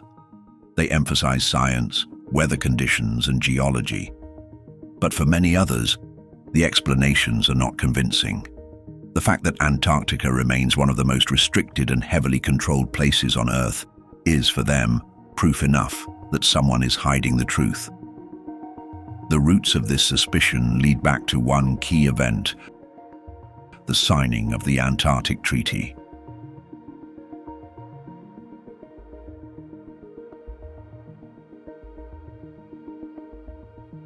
On December 1st, 1959, just as the Cold War was beginning to heat up, 12 nations came together in Washington, D.C.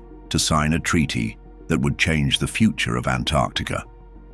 These countries, among them the United States, the Soviet Union, and the United Kingdom, had all been involved in scientific research during the International Geophysical Year of 1957 to 58. What they signed was short in length, just 14 articles.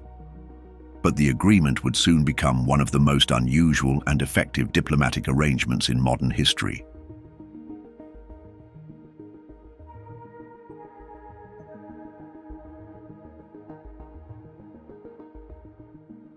The Antarctic Treaty officially came into force on June 23, 1961. It declared that the entire continent south of the 60th parallel would be used only for peaceful purposes. Military activity was banned, so were nuclear tests and the dumping of radioactive waste. Scientific research was to be free and open to all signatories. Countries could not make new territorial claims or expand existing ones, and anyone conducting research had to share their findings with the world.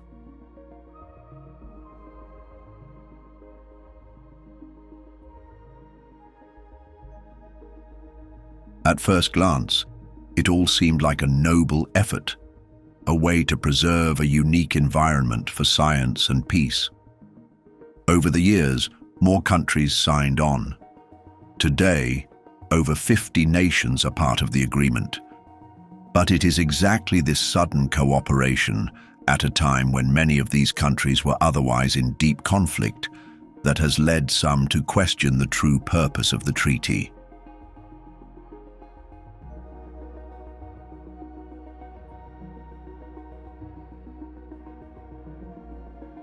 The treaty was signed just 14 years after World War II. The Cold War was in full swing. The United States and the Soviet Union were competing in arms, space, and global influence. Yet, in the midst of this intense rivalry, these same countries somehow agreed to completely demilitarize the largest unexplored landmass on Earth. For some, that timing feels too convenient, and for theorists, it raises one central question: what exactly was happening in Antarctica that was so important?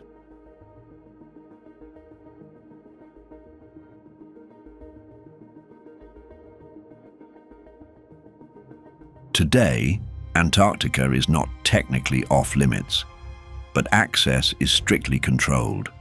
Only a small number of scientists are allowed to live and work there. and even they need special approval, training, and equipment. Tourists can visit, but only in specific coastal areas and under close supervision. The vast interior, covering millions of square kilometers, remains almost completely inaccessible.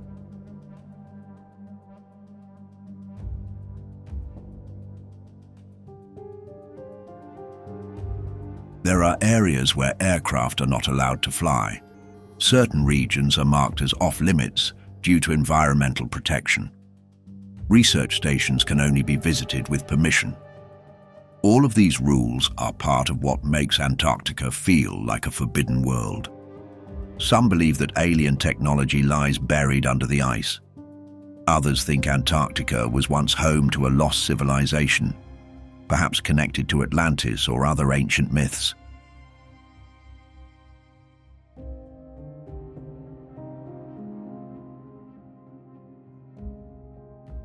There are even those who argue that governments are conducting secret experiments there, far from public oversight. The secrecy, the surveillance, the restrictions, all of it in their view, point to the truth being kept from us.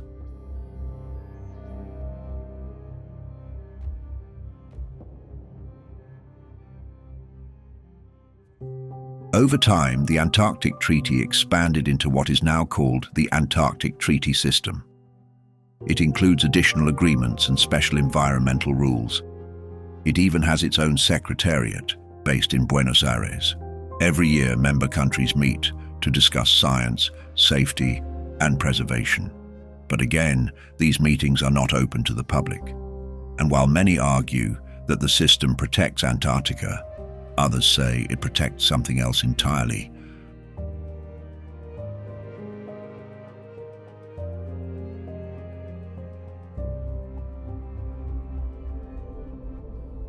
While for most people, Antarctica is nothing more than a forbidden continent, for scientists, it is much more than that.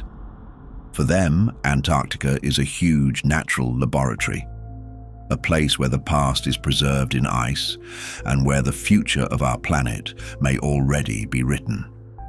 Despite the many myths, conspiracies, and legends, Antarctica's true importance may be even more extraordinary, not because of what it hides, but because of what it reveals.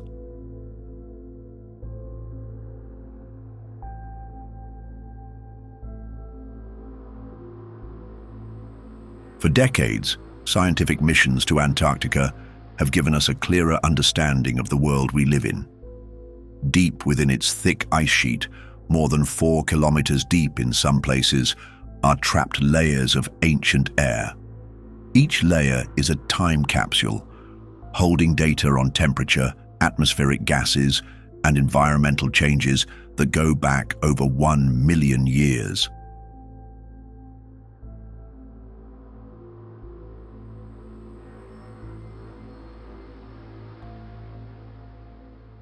By drilling into the ice, researchers can study Earth's climate history and compare it to today's rapidly warming world. The discovery of the ozone hole above Antarctica in 1985 was just one example of how Antarctic science can uncover invisible but global threats.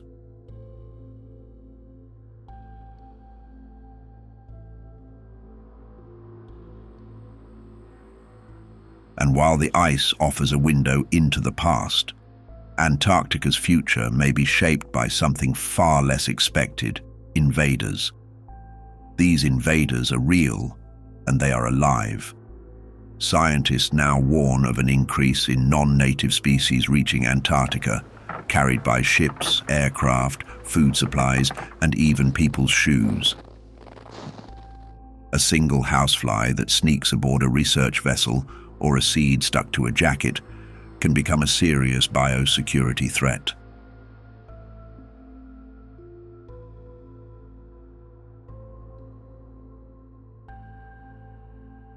In 2014, a hydroponic facility at Australia's Davis Station was overrun by a tiny alien species, a collembolan or springtail. These invertebrates had never been seen in that part of the continent. They multiplied quickly in the warm, moist environment and were discovered floating across the water surface. Scientists responded immediately. The entire facility was shut down, sterilized, and eventually removed from the site. It was treated like a viral outbreak. In this fragile ecosystem, even the smallest intruder can cause unpredictable damage.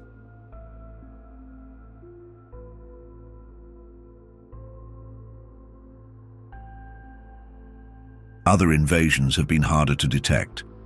A mushroom fly found in the sewage system of a research station refused to disappear for over 20 years. Marine species, such as mussels from distant parts of the world, have also been found along the Antarctic Peninsula, likely transported by the hulls of tourist ships or research vessels.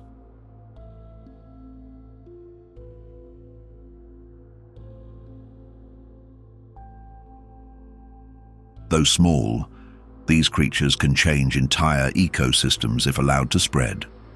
With warmer temperatures melting the outer edges of Antarctica, many areas once protected by ice may soon become accessible to humans and to pests.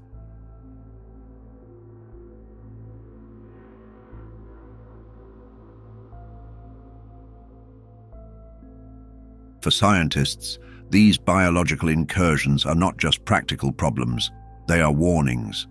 The balance of life in Antarctica is delicate, evolved over millions of years in isolation.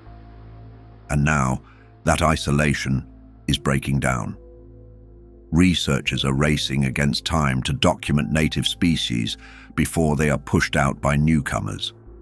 Antarctica may be the last place on Earth untouched by industrial development, but that protection is no longer guaranteed.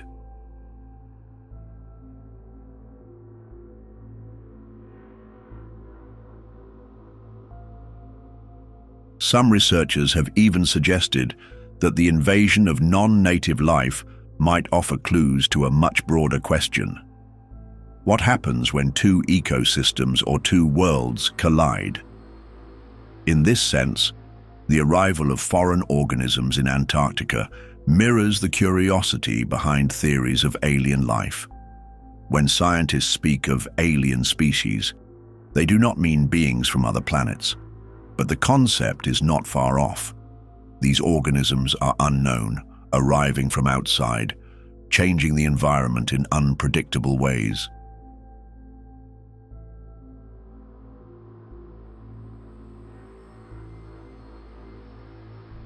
As Antarctica warms and becomes more accessible, the continent is entering a new phase. Tourism is growing. Supply routes are expanding. The barriers that once protected it, the bitter cold, the violent seas, the sheer remoteness, are starting to weaken. For science, this means opportunity and danger in equal measure.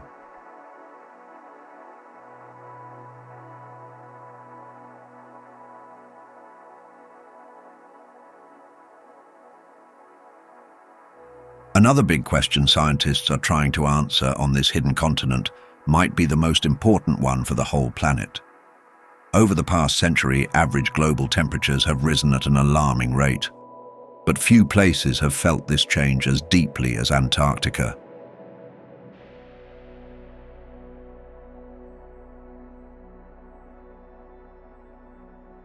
The Antarctic Peninsula, in particular, is warming faster than nearly anywhere else on Earth. In some regions, temperatures have increased by nearly 3 degrees Celsius in just the last 50 years. As a result, glaciers are retreating, sea ice is melting earlier each year, and entire ice shelves have begun to collapse.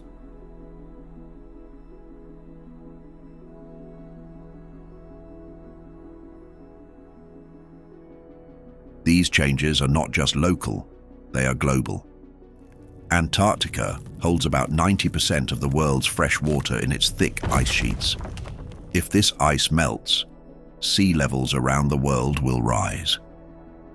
The complete melting of the West Antarctic ice sheet alone could raise global sea levels by more than 3 meters. While a full collapse might take centuries, the process may have already started. And as the ice recedes, Scientists are starting to ask a question that once seemed unthinkable. Will Antarctica become green again?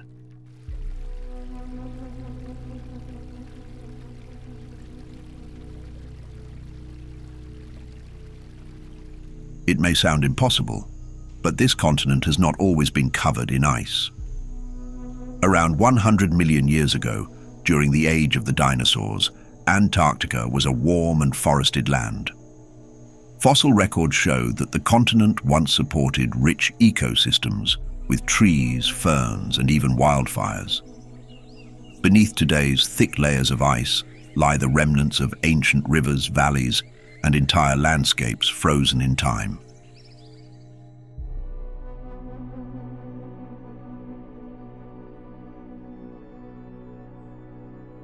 If the world continues to warm at its current rate, parts of Antarctica, especially the coastlines, may slowly return to those earlier conditions.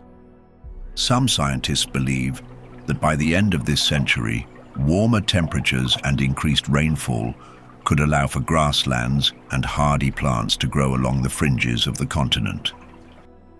Invasive species like bluegrass have already been spotted on the peninsula, and colonies of Gentoo penguins, which prefer milder conditions, have begun moving farther south.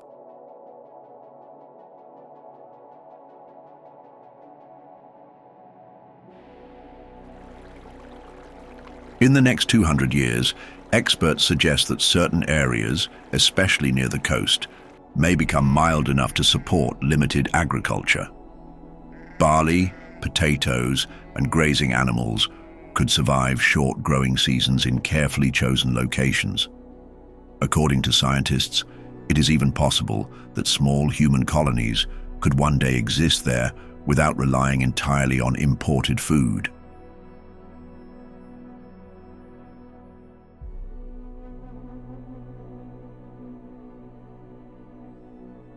However, this potential greening comes with a price. The melting of ice sheets will drastically alter Earth's climate systems. Rising seas will threaten coastal cities across the globe. Ecosystems that have survived in isolation for millions of years could be overwhelmed by new species. And the very landscapes that draw scientists to Antarctica, the untouched wilderness, the frozen silence, may be lost forever.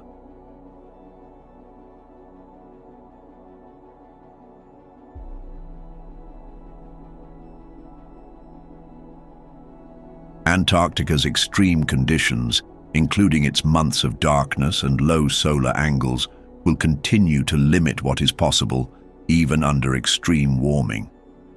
For most of the continent, especially deep inland, it will remain too cold, too dry, and too dark to support anything like traditional farming or long-term settlements. But along its edges, where the sun shines longer and the temperatures rise higher, life may begin to return.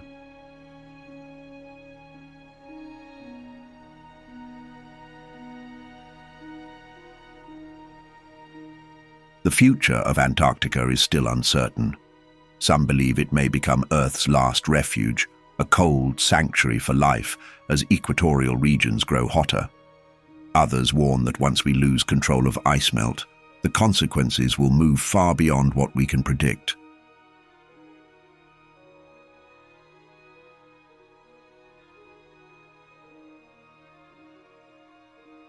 What is certain is that the world is watching.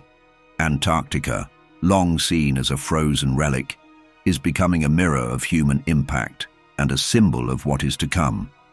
Scientists will continue to monitor its changes from remote bases and satellite eyes, searching the ice for clues not only to our past, but to our future. The forbidden continent is no longer as silent as it once was.